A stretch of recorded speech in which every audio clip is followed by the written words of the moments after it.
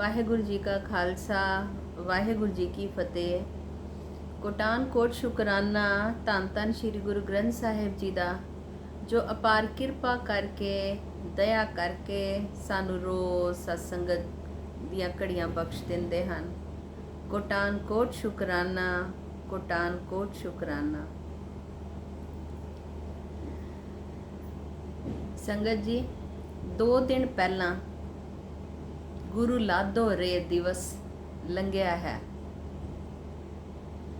ਤੇ ਸੰਗਤ ਜੀ ਅਸੀਂ ਅਰਦਾਸ 'ਚ ਰੋਜ਼ ਇਹ ਵੀ ਅਸੀਂ ਪੜ੍ਹਦੇ ਹਾਂ, ਸ੍ਰੀ ਹਰਿਕ੍ਰਿਸ਼ਨ ਧਿਆਈਐ ਜਿਸ ਡਿਠੇ ਸਭ ਦੁਖ ਜਾਏ, ਤੇਗ ਬਹਾਦਰ ਸਿਮਰਿਐ ਕਰ ਨੌ ਨਿਧ ਆਵੇ ਧਾਏ, ਸਭ ਥਾਈ ਹੋਏ ਸਹਾਏ, ਸਭ ਥਾਈ ਹੋਏ ਸਹਾਏ।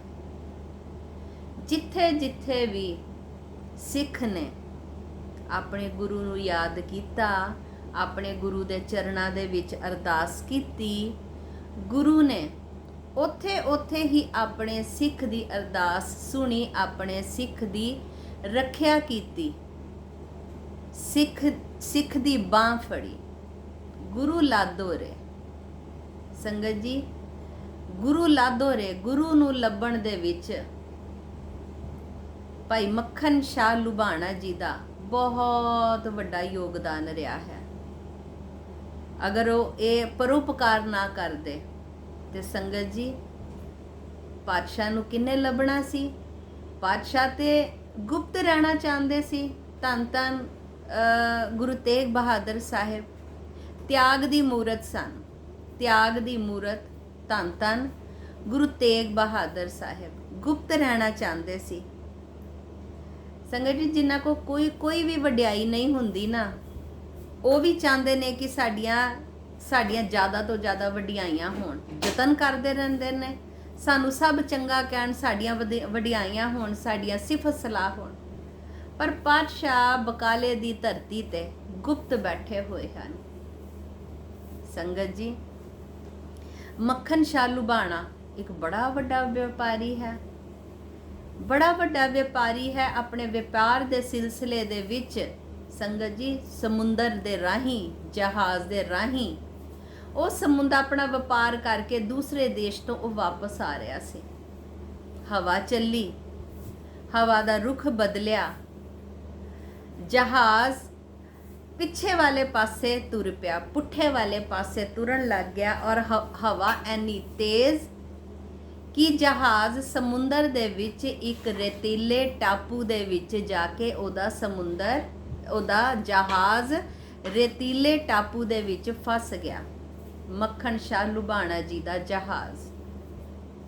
ਹੁਣ ਉੱਥੇ ਜਹਾਜ਼ ਦੇ ਵਿੱਚ ਬੜੇ ਸਾਥੀ ਸੀ ਨਾਲ, ਬੜੇ ਹੀਲੇ ਵਸੀਲੇ ਕੀਤੇ, ਸਰੀਰ ਦੀਆਂ ਤਾਕਤਾਂ ਲਗਾਈਆਂ, ਸਰੀਰ ਦਾ ਬਲ ਵਰਤਿਆ, ਬੁੱਧੀ ਦੀ ਤਾਕਤ ਵਰਤੀ, ਸਾਰੇ ਹੀਲੇ ਵਸੀਲੇ ਲਗਾਏ ਪਰ ਸਫਲਤਾ ਪ੍ਰਾਪਤ ਨਹੀਂ ਹੋਈ।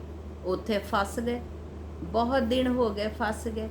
ਸਾਰੇ ਆਪਣੇ ਹੀਲੇ ਵਸੀਲੇ ਕਰਦੇ ਰਹੇ। ਜਦੋਂ ਸਾਰੇ ਹੀਲੇ ਵਸੀਲੇ ਮੁੱਕ ਗਏ, ਸਰੀਰ ਦਾ ਬਲ ਖਤਮ ਹੋ ਗਿਆ, ਬੁੱਧੀ ਦੀ ਤਾਕਤ ਖਤਮ ਹੋ ਗਈ, ਤੇ ਮੱਖਣ ਸ਼ਾਹ ਲੁਬਾਣਾ ਜੀ ਨੇ ਕੀ ਕੀਤਾ?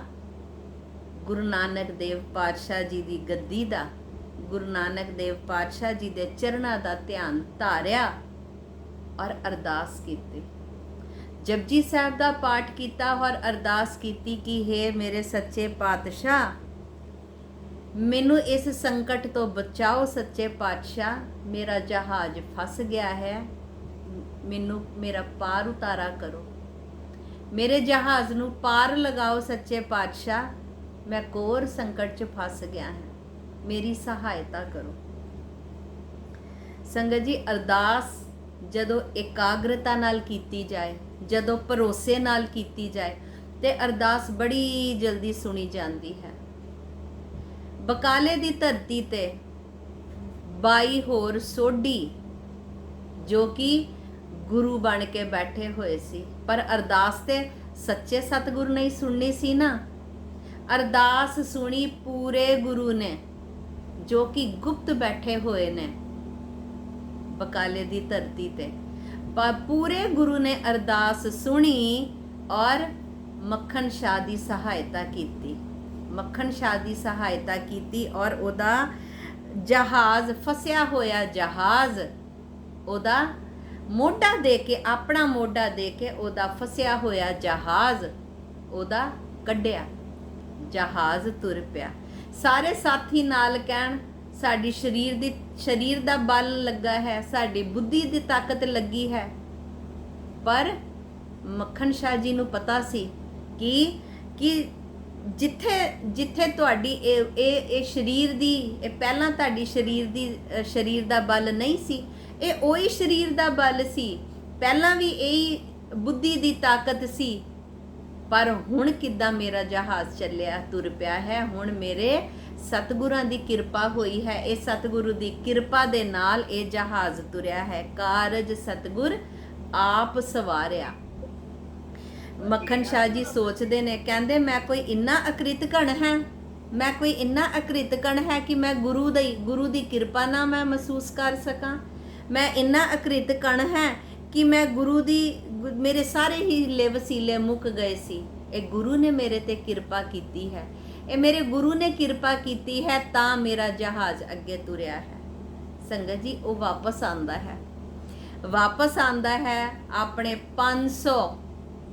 500 अपने सेवक, अपने नौकर चाकर नाल लैंदा है, 500 मोहरां गिण के नाल लैंदा है और तुर पैंदा है बाबे बकाले दी धरती ते। पूरे गुरु नूं अपना पूरे गुरु दे नाल जो वादा कीता सी, जो संकल्प कीता सी समुंदर दे विच कि हे मेरे सच्चे पातशाह, मेरा जहाज़ पार उतारा कर, मैं तेनू अपना दसवंध तेरे अगे भेटा रखांगा। वो भेटा लैके गुरु साहिब दी भेटा लैके तुर पैंदा है वो अपने देश तो सतगुरां दे दर्शन वास्ते। तुरदा तुरदा दरिया पार करदा है सतलज दा, अगे ब्यास दा दरिया पार करदा है और पार करके दरिया पार करके हौली हौली बाबे बकाले दे ते बाहर जाके अपना पड़ाव लगा लैंदा है। हुण संगत जी ये शाहूकार बड़ा अमीर है, बड़े अपने लाम लश्कर 500 अपने नाल नौकर लैके गया होया है, शाही पोशाक पाई हुई है, जाके उत्थे अपने तंबू लगा दिंदा है, टेंट लगा दिंदा है, उत्थे अपना पड़ाव कर लैंदा है बकाले दे बाहर। हुण सब नूं पता लग जांदा है बकाले दी धरती ते 22 सोढी नकली एक गुरु बन के बैठे हुए ने।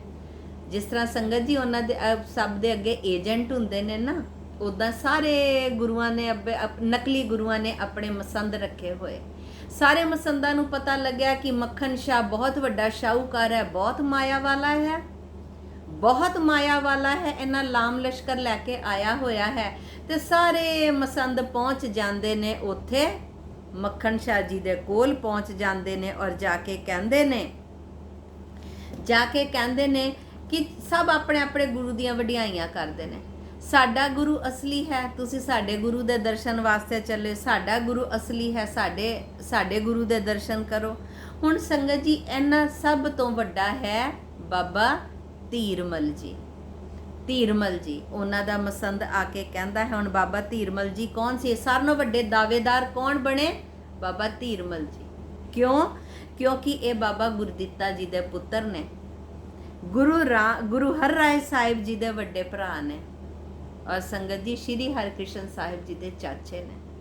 श्री हरकृष्ण साहिब जी ने अपने अंतिम समय ते बचन कीते सी, बाबा बसैं ग्राम बकाले। इन्ना ते मक्खन शाह जी नूं पता सी कि पातशाह बकाले दी धरती ते है, पर बकाले दी धरती ते आन तक संगत जी गुरु जी नूं हाली मिले नहीं सी। पर मक्खन शाह जी नूं ते बाबा जी दा गुरु साहिब जी दा नाम भी नहीं पता सी कि गुरु साहिब जेड़े हुण जेड़े गुरता गद्दी दे वारिस बने ने उन्हां दा नाम की है। मक्खन शाह जी नूं ते उन्हां दा नाम भी नहीं पता सी। हुण सारे अपने जेड़े जिन्ने भी मसंद इन्हां दे कोल आए सी अपने अपने गुरु दियां वडियाइयां कर रहे सी। हुण बाबा गुरदित्ता जी जो कि अपने आप नूं बाबा धीरमल जी जो अपने आप नूं बाबा गुरदित्ता जी दे भरा अखवांदे सी, ਉਹਨਾਂ ਦੇ ਮਸੰਦ ਨੇ ਕਿਹਾ ਕਿ ਅਸਲੀ ਗੁਰੂ ਤੇ ਇਹੀ ਨੇ, ਧੀਰਮਲ ਜੀ ਨੇ। ਕਿਉਂ? ਕਿਉਂਕਿ ਇਹਨਾਂ ਕੋ ਗੁਰੂ ਗ੍ਰੰਥ ਸਾਹਿਬ ਜੀ ਦਾ ਸਰੂਪ ਵੀ ਹੈ, ਇਹਨਾਂ ਕੋ ਗੁਰੂ ਗ੍ਰੰਥ ਸਾਹਿਬ ਜੀ ਦਾ ਸਰੂਪ ਵੀ ਹੈ, ਇਸ ਲਈ ਅਸਲੀ ਗੁਰੂ ਤੇ ਇਹੀ ਨੇ। ਕਿਉਂ? ਕਿਉਂਕਿ ਪਹਿਲਾਂ ਤੇ ਦੇਖੋ ਇਹਨਾਂ ਦੇ ਛੋਟੇ ਭਰਾ ਨੂੰ ਗੁਰਤਾ ਗੱਦੀ ਮਿਲ ਗਈ, ਪਹਿਲਾਂ ਤੇ ਇਹਨਾਂ ਨੂੰ ਗੁਰਤਾ ਗੱਦੀ ਮਿਲ ਨਹੀਂ ਸਕੀ, ਪਰ ਹੁਣ ਗੁਰਤਾ ਗੱਦੀ ਇਹਨਾਂ ਕੋਲ ਆਈ ਹੈ। ਇਸ ਲਈ ਉਹਨਾਂ ਨੇ, ਮਸੰਦ ਨੇ ਉਹਨਾਂ ਦੀਆਂ ਗੱਲਾਂ ਕਰ ਕਰਕੇ ਵਡਿਆਈਆਂ ਕਰੀ ਜਾਣ, ਕਿਉਂਕਿ ਜਿਸ ਦਾ ਖਾਈਏ ਉਸ ਨੂੰ ਗਾਈਏ। ਜਿਹਦਾ ਉਹ ਖਾ ਰਹੇ ਸੀ ਮਸੰਦ, ਉਸ ਦੀ ਵਡਿਆਈ ਕਰ ਰਹੇ ਸੀ। ਹੁਣ ਮੱਖਣ ਸ਼ਾਹ ਜੀ ਬੜੇ ਚਿੰਤਿਤ ਹੋ ਗਏ ਕਿ ਐਨੇ ਸਾਰੇ 22 ਗੁਰੂ ਬਣ ਕੇ ਬੈਠੇ ਨੇ ਤੇ ਇਹਨਾਂ ਦੇ ਵਿੱਚੋਂ ਅਸਲੀ ਗੁਰੂ ਕੌਣ ਹੈ, ਪੂਰਾ ਗੁਰੂ ਕੌਣ ਹੈ? ਉਹਨਾਂ ਨੂੰ ਚਿੰਤਾ ਹੋ ਗਈ ਤੇ ਉਹਨਾਂ ਨੇ ਫਿਰ ਫੁਰਨਾ ਬਣਾਇਆ ਕਿ ਅਸੀਂ ਸਾਰਿਆਂ 22 ਦੇ 22 ਗੁਰੂਆਂ ਦੇ ਕੋਲ ਅਸੀਂ ਜਾ ਕੇ ਮਿਲਾਂਗੇ ਔਰ ਅਸੀਂ ਸਭ ਦੇ ਅੱਗੇ 2-2 ਮੋਹਰਾਂ ਰੱਖ ਕੇ ਸਾਰਿਆਂ ਨੂੰ ਅਸੀਂ ਮੱਥਾ ਟੇਕਾਂਗੇ। ਔਰ ਜਿਹੜਾ ਪੂਰਾ ਗੁਰੂ ਹੋਏਗਾ, ਔਰ ਉਹੀ ਪੂਰਾ ਗੁਰੂ ਹੋਏਗਾ ਜਿਹੜਾ ਗੁਰੂ ਸਾਡੇ ਮਨ ਦੀ ਗੱਲ ਦੱਸ ਦੇ, ਜੋ ਆਪ ਹੋ ਕੇ ਮੇਰੇ ਸੰਕਟ ਦੀ, ਮੇਰੇ ਬੇੜੇ ਦੀ ਗੱਲ ਕਰੇਗਾ, ਜੋ ਮੇਰੇ ਮਨ ਦੀ ਗੱਲ ਕਰੇਗਾ, ਉਹੀ ਮੇਰਾ ਪੂਰਾ ਗੁਰੂ ਹੈ। ਹੁਣ ਸੰਗਤ ਜੀ ਦਿਨ ਚੜਿਆ, ਮੱਖਣ ਸ਼ਾਹ ਲੁਬਾਣਾ ਜੀ ਤਿਆਰ ਹੋਏ, ਆਪਣੇ ਨਾਲ ਦਾਸ ਲਿੱਤੇ, ਆਪਣੇ ਨੌਕਰ ਚਾਕਰ ਲਿੱਤੇ ਔਰ ਸਾਰਿਆਂ ਨਾਲ ਪਹਿਲਾਂ ਜਾ ਕੇ ਧੰਨ ਸ਼੍ਰੀ ਗੁਰੂ ਗ੍ਰੰਥ ਸਾਹਿਬ ਜੀ ਦੇ ਦਰਸ਼ਨ ਕੀਤੇ, ਸਰੂਪ ਦੇ ਦਰਸ਼ਨ ਕੀਤੇ ਔਰ 5 ਮੋਹਰਾਂ ਰੱਖ ਕੇ ਧੀਰਮਲ ਜੀ ਦੇ ਦਰਸ਼ਨਾਂ ਤੋਂ ਪਹਿਲਾਂ ਉਹਨਾਂ ਨੇ ਗੁਰੂ ਗ੍ਰੰਥ ਸਾਹਿਬ ਜੀ ਦੇ ਅੱਗੇ 5 ਮੋਹਰਾਂ ਰੱਖ ਕੇ ਮੱਥਾ ਟੇਕਿਆ। ਮੱਥਾ ਟੇਕ ਕੇ ਉਸ ਤੋਂ ਬਾਅਦ ਬਾਬਾ ਧੀਰਮਲ ਜੀ ਨੂੰ 2 ਮੋਹਰਾਂ ਰੱਖ ਕੇ ਮੱਥਾ ਟੇਕਿਆ। ਸੰਗਤ ਜੀ ਸਾਰੇ ਗੁਰੂ ਬਣ ਕੇ ਬੈਠੇ ਹੋਏ ਸੀ, ਉਸੇ ਤਰ੍ਹਾਂ ਆਸਨ, ਬੜੇ ਸੁੰਦਰ ਆਸਨ ਲਗਾ ਕੇ 22 ਦੇ 22 ਬੈਠੇ ਹੋਏ ਸੀ। ਸਿਰ ਤੇ ਚੰਦੋਆ ਲਗਾਇਆ ਸੀ। ਸੰਗਤ ਜੀ ਚੰਦੋਆ ਸਾਹਿਬ ਉਦੋਂ ਬਣਦਾ ਹੈ ਜਦੋਂ ਚੰਦੋਆ ਗੁਰੂ ਦੇ ਸਿਰ ਦੇ ਉੱਤੇ ਹੁੰਦਾ ਹੈ। ਸਾਰਿਆਂ ਦੇ ਸਿਰ ਦੇ ਉੱਤੇ ਚਵਰ ਚੱਲ ਰਹੇ ਸੀ, ਚਵਰ ਹੋ ਰਿਹਾ ਸੀ। ਚਵਰ ਸਾਹਿਬ ਉਦੋਂ ਹੀ ਬਣਦਾ ਹੈ ਜਦੋਂ ਚਵਰ ਪੂਰੇ ਗੁਰੂ ਦੇ ਉੱਤੇ ਹੁੰਦਾ ਹੈ, ਉਦੋਂ ਹੀ ਚਵਰ ਸਾਹਿਬ ਹੁੰਦਾ ਹੈ। ਸਾਰਿਆਂ ਨੇ ਆਪਣੇ ਆਸਨ, ਸੁੰਦਰ ਆਸਨ ਲਗਾਏ ਹੋਏ ਨੇ ਔਰ ਇਹ ਮੱਖਣ ਸ਼ਾਹ ਜੀ ਤੇ ਬੜੇ ਮਾਇਆ ਵਾਲੇ ਨੇ ਤੇ ਜਿੱਥੇ ਵੀ ਉਹਨਾਂ ਨੇ ਜਾ ਕੇ, ਉਹਨਾਂ ਨੇ ਜਿਸ ਦੇ ਅੱਗੇ ਜਾ ਕੇ 2-2 ਮੋਹਰਾਂ ਰੱਖ ਕੇ ਮੱਥਾ ਟੇਕਿਆ, ਸਾਰਿਆਂ ਨੇ ਉਹਨਾਂ ਨੂੰ ਸਿਰੋਪਾ ਦਿੱਤਾ, ਸਾਰਿਆਂ ਨੇ ਬੜੇ ਉਹਨਾਂ ਦੀ ਆਵ ਭਗਤ ਕੀਤੀ। ਪਰ ਸੰਗਤ ਜੀ ਮਨ ਦੀ ਗੱਲ ਕਿਸੇ ਨੇ ਨਵੀਂ ਨਾ ਕੀਤੀ। ਤੇ ਹੁਣ ਮੱਖਣ ਸ਼ਾਹ ਲੁਬਾਣਾ ਜੀ ਬਹੁਤ ਚਿੰਤਿਤ ਹੋ ਗਏ ਕਿ ਹੁਣ ਕੀ ਕੀਤਾ ਜਾਏ। 22 ਦੇ 22 ਦੇ ਜਿਹੜੇ ਨਕਲੀ ਗੁਰੂ ਬਣ ਕੇ ਬੈਠੇ ਸੀ, ਸਾਰਿਆਂ ਦੇ ਅੱਗੇ 2-2 ਮੋਹਰਾਂ ਰੱਖ ਕੇ ਸੰਗਤ ਜੀ ਮੱਥਾ ਟੇਕਦੇ ਗਏ। ਸਾਰਿਆਂ ਨੇ ਉਹਨਾਂ ਨੂੰ ਸਿਰੋਪਾ ਦਿੱਤਾ, ਆਓ ਭਗਤ ਕੀਤੀ, ਪਰ ਮਨ ਦੀ ਗੱਲ ਕਿਸੇ ਨੇ ਨਾ ਕੀਤੀ। ਔਰ ਮੱਖਣ ਸ਼ਾਹ ਜੀ ਸਮਝ ਗਏ ਕਿ ਇਹਨਾਂ ਚੋਂ ਪੂਰਾ ਗੁਰੂ ਕੋਈ ਵੀ ਨਹੀਂ ਹੈ। ਸ਼ਾਮ ਪੈ ਗਈ। ਇਸੀ ਕਾਰਜ ਦੇ ਵਿੱਚ, ਚਿੰਤਾ ਦੇ ਵਿੱਚ ਨਿਰਾਸ਼ ਹੋ ਕੇ ਮੱਖਣ ਸ਼ਾਹ ਲੁਬਾਣਾ ਜੀ ਆਪਣੇ ਤੰਬੂ ਵਿੱਚ ਵਾਪਸ ਆ ਜਾਂਦੇ ਨੇ। ਸ਼ਾਮ ਨੂੰ ਸੰਗਤ ਜੀ ਉੱਥੇ ਧੰਨ ਗੁਰੂ ਤੇਗ ਬਹਾਦਰ ਜੀ ਦੇ ਵੀ ਸਿੱਖ ਸੀ। ਗੁਰੂ ਤੇਗ ਬਹਾਦਰ ਜੀ ਦੇ ਸਿੱਖ ਵੀ ਇੱਧਰ ਉੱਧਰ ਵਿਚਰ ਰਹੇ ਸੀ। ਉਹਨਾਂ ਨੂੰ ਪਤਾ ਚੱਲਿਆ ਕਿ ਮੱਖਣ ਸ਼ਾਹ ਜੀ ਗੁਰੂ ਸਾਹਿਬ ਨੂੰ ਲੱਭਦੇ ਹੋਏ ਆਏ ਨੇ। ਉਹ ਸਾਰੇ ਜਾਂਦੇ ਨੇ ਮਾਤਾ ਨਾਨਕੀ ਜੀ ਦੇ ਕੋਲ। ਮਾਤਾ ਨਾਨਕੀ ਜੀ ਦੇ ਕੋਲ ਜਾ ਕੇ ਸਿੱਖ ਹੱਥ ਜੋੜ ਕੇ ਬੇਨਤੀ ਕਰਦੇ ਨੇ ਕਿ ਮਾਤਾ ਜੀ, ਮੱਖਣ ਸ਼ਾਹ ਆਇਆ ਹੈ, ਸਾਹੂਕਾਰ ਹੈ, ਬੜਾ ਮਾਇਆ ਵਾਲਾ ਹੈ, ਉਹ ਪੂਰੇ ਗੁਰੂ ਨੂੰ ਲੱਭ ਰਿਹਾ ਹੈ, ਪਰ ਮਾਤਾ ਜੀ ਉਹ ਸਾਰਿਆਂ ਦੇ ਅੱਗੇ ਸਾਰਿਆਂ ਦੇ ਅੱਗੇ ਮਾਇਆ ਰੱਖ ਕੇ ਮੱਥਾ ਟੇਕ ਰਿਹਾ ਹੈ ਤੇ ਗੁਰੂ ਸਾਹਿਬ ਨੂੰ ਤੁਸੀਂ ਚੱਲ ਕੇ ਕਹੋ ਕਿ ਉਹ ਆਪ ਵੀ ਆਸਨ ਬਾਹਰ ਲਗਾਣ, ਬਾਹਰ ਚੱਲ ਕੇ ਬੈਠਣ, ਬਾਹਰ ਚੱਲ ਕੇ ਆਸਨ ਲਗਾ ਕੇ ਬੈਠਣ। ਸੰਗਤ ਜੀ ਮਾਤਾ ਜੀ ਗੁਰੂ ਸਾਹਿਬਾਂ ਸਾਰੇ ਸਿੱਖਾਂ ਦੀ ਬੇਨਤੀ ਸੁਣ ਕੇ ਧੰਨ ਗੁਰੂ ਤੇਗ ਬਹਾਦਰ ਸਾਹਿਬ ਜੀ ਦੇ ਕੋਲ ਜਾਂਦੇ ਨੇ ਸਿੱਖ ਔਰ ਮਾਤਾ ਜੀ ਗੁਰੂ ਤੇਗ ਬਹਾਦਰ ਸਾਹਿਬ ਜੀ ਦੇ ਕੋਲ ਜਾਂਦੇ ਨੇ ਤੇ ਅੱਗੇ ਗੁਰੂ ਤੇਗ ਸਾਹਿਬ ਜੀ ਪਾਤਸ਼ਾਹ ਪਲੰਗੇ ਦੇ ਉੱਤੇ ਵਿਸ਼ਰਾਮ ਕਰ ਰਹੇ ਹੁੰਦੇ ਨੇ। ਮਾਤਾ ਜੀ ਨੂੰ ਦੇਖ ਕੇ ਉੱਠ ਕੇ ਉਹ ਚੌਂਕੜਾ ਮਾਰ ਕੇ ਬੈਠ ਜਾਂਦੇ ਨੇ। ਸੰਗਤ ਜੀ, ਮਾਤਾ ਜੀ ਹੱਥ ਜੋੜ ਕੇ ਅੱਗੇ ਬੇਨਤੀ ਕਰਦੇ ਨੇ ਕਿ हे ਸੱਚੇ ਪਾਤਸ਼ਾਹ ਤੁਸੀਂ ਵੀ ਆਪਣਾ ਆਸਨ ਬਾਹਰ ਲਗਾਓ। ਇੱਕ ਸਿੱਖ ਆਇਆ ਹੈ ਤੁਹਾਨੂੰ ਲੱਭ ਰਿਹਾ ਹੈ ਪਾਤਸ਼ਾਹ ਉਹ ਸਿੱਖ ਤੁਹਾਨੂੰ ਲੱਭ ਰਿਹਾ ਹੈ, ਤੁਸੀਂ ਵੀ ਚੱਲ ਕੇ ਆਪਣਾ ਬਾਹਰ ਆਸਨ ਲਗਾਓ। ਜਦੋਂ ਮਾਤਾ ਜੀ ਇਹ ਬੇਨਤੀ ਕਰਦੇ ਨੇ ਤੇ ਸੱਚੇ ਪਾਤਸ਼ਾਹ ਕੋਈ ਉੱਤਰ ਨਹੀਂ ਦਿੰਦੇ ਤੇ ਸਾਰੇ ਫਿਰ ਜਿਹੜੇ ਉੱਥੇ ਸਿੱਖ ਵੀ ਨਾਲ ਮਾਤਾ ਜੀ ਦੇ ਹੁੰਦੇ ਨੇ, ਸਿੱਖ ਵੀ ਹੱਥ ਜੋੜ ਕੇ ਕਹਿੰਦੇ ਨੇ ਪਾਤਸ਼ਾਹ ਜੇ ਤੁਸੀਂ ਆਗਿਆ ਦਵੋ ਅਸੀਂ ਗਰੀਬ ਵੀ ਤੁਹਾਡੇ ਅੱਗੇ ਕੁਝ ਬੇਨਤੀ ਕਰਨਾ ਚਾਹੁੰਦੇ ਹਾਂ। ਸੰਗਤ ਜੀ, ਪਾਤਸ਼ਾਹ ਬਹੁਤ ਹੀ ਘੱਟ ਬਚਨ ਕਰਦੇ ਹੁੰਦੇ ਸੀ ਔਰ ਬਹੁਤ ਗੰਭੀਰ ਰਹਿੰਦੇ ਹੁੰਦੇ ਸੀ। ਪਾਤਸ਼ਾਹ ਨੇ ਇਸ਼ਾਰਾ ਕੀਤਾ ਕਿ ਦੱਸੋ ਤੁਸੀਂ ਕੀ ਕਹਿਣਾ ਚਾਹੁੰਦੇ ਹੋ। ਸਿੱਖਾਂ ਨੇ ਹੱਥ ਜੋੜ ਲਏ, ਪਾਤਸ਼ਾਹ ਸਾਡਾ ਛੋਟਾ ਮੂੰਹ ਅਸੀਂ ਵੱਡੀ ਗੱਲ ਕਰ ਰਹੇ ਹਾਂ ਪਾਤਸ਼ਾਹ, ਅਸੀਂ ਗਰੀਬੜੇ ਹਾਂ ਪਾਤਸ਼ਾਹ, ਸਾਡੀ ਬੇਨਤੀ ਸਵੀਕਾਰ ਕਰੋ। ਮੱਖਣ ਸ਼ਾਹ ਲੁਬਾਣਾ ਵਪਾਰੀ ਆਇਆ ਹੈ, ਉਹ ਮਾਇਆ ਪੇਟਾ ਕਰ ਰਿਹਾ ਹੈ ਸਾਰਿਆਂ ਨੂੰ। ਪਾਤਸ਼ਾਹ ਤੁਸੀਂ ਵੀ ਆਪਣਾ ਆਸਨ ਬਾਹਰ ਲਗਾ ਕੇ ਬੈਠੋ, ਤੁਸੀਂ ਵੀ ਹੋਰਾਂ ਗੁਰੂਆਂ ਵਾਂਗੂ ਤੁਸੀਂ ਬਾਹਰ ਬੈਠੋ, ਆਪਣਾ ਆਸਨ ਲਗਾਓ। ਜਦੋਂ ਸੰਗਤ ਜੀ ਸਾਰੇ ਸਿੱਖ ਇਹ ਕਹਿਣ ਲੱਗ ਪੈਂਦੇ ਨੇ ਨਾ ਤੇ ਪਾਤਸ਼ਾਹ ਕਹਿੰਦੇ ਨੇ ਮੇਰੀ ਗੱਲ ਸੁਣੋ ਇੱਕ ਧਿਆਨ ਨਾਲ। ਪਾਤਸ਼ਾਹ ਬਚਨ ਕਰਦੇ ਨੇ ਔਰ ਪਾਤਸ਼ਾਹ ਬਹੁਤ ਸਖਤ ਬਚਨ ਕਰਦੇ ਨੇ। ਪਾਤਸ਼ਾਹ ਕਹਿੰਦੇ ਨੇ ਜੋ ਸਾਨੂੰ ਪ੍ਰਗਟ ਕਰੇਗਾ ਦਰਗਾਹ ਦੇ ਵਿੱਚ ਉਸ ਦਾ ਮੂੰਹ ਕਾਲਾ ਹੋਏਗਾ। ਜੋ ਸਾਨੂੰ ਪ੍ਰਗਟ ਕਰੇਗਾ ਦਰਗਾਹ ਦੇ ਵਿੱਚ ਉਸ ਦਾ ਮੁਖ ਕਾਲਾ ਹੋਏਗਾ। ਉਧਰ ਸੰਗਤ ਜੀ ਮੱਖਣ ਸ਼ਾਹ ਲੁਬਾਣਾ ਜੀ ਬੜੇ ਚਿੰਤਿਤ ਨੇ। ਬਾਈ ਦੇ ਬਾਈਆਂ ਨੂੰ ਉਹਨਾਂ ਨੇ ਦੇਖ ਲਿਆ, ਪਰਖ ਲਿਆ, ਪਰ ਮਨ ਦੀ ਗੱਲ ਕਿਸੇ ਨੇ ਨਾ ਕੀਤੀ। ਪਰ ਉਹਨਾਂ ਦੇ ਵੀ ਮਨ 'ਚ ਦ੍ਰਿੜਤਾ ਹੈ ਕਿ ਧੰਨ ਧੰਨ ਗੁਰੂ ਹਰਕ੍ਰਿਸ਼ਨ ਦੇਵ ਪਾਤਸ਼ਾਹ ਜੀ ਨੇ ਬਚਨ ਕੀਤਾ ਹੈ ਬਾਬਾ ਬਸੈ ਗ੍ਰਾਮ ਬਕਾਲੇ, ਕਿ ਬਕਾਲੇ ਦੀ ਧਰਤੀ ਤੇ ਹੀ ਗੁਰੂ ਸਾਹਿਬ ਹਨ। ਤੇ ਉਹਨਾਂ ਨੇ ਪ੍ਰਣ ਕੀਤਾ, ਕਹਿੰਦੇ ਜਦੋਂ ਤੱਕ ਮੈਂ ਪੂਰੇ ਗੁਰੂ ਨੂੰ ਲੱਭ ਨਹੀਂ ਲਵਾਂਗਾ ਮੈਂ ਬਕਾਲੇ ਦੀ ਧਰਤੀ ਛੱਡ ਕੇ ਨਹੀਂ ਜਾਵਾਂਗਾ। ਕਿਉਂਕਿ ਮੇਰੇ ਗੁਰੂ ਨੇ ਬਚਨ ਕੀਤਾ ਹੈ, ਗੁਰੂ ਹੈ ਤੇ ਬਾਬੇ ਬਕਾਲੇ ਦੀ ਧਰਤੀ ਤੇ ਹੀ।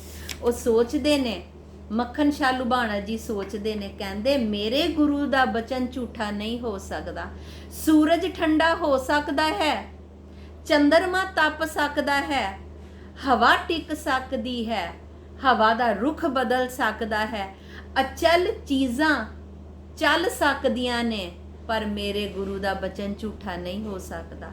ਸਾਰੇ ਤਾਰੇ ਗ੍ਰਹਿ ਉਲਟੇ ਤੁਰ ਸਕਦੇ ਨੇ, ਸਾਰੇ ਜਗਤ ਦੀ ਮਰਿਆਦਾ ਝੂਠੀ ਹੋ ਸਕਦੀ ਹੈ, ਉਲਟ ਚੱਲ ਸਕਦੀ ਹੈ, ਪਰ ਮੇਰੇ ਸੱਚੇ ਪਾਤਸ਼ਾਹ ਦਾ ਬਚਨ ਝੂਠਾ ਨਹੀਂ ਹੋ ਸਕਦਾ।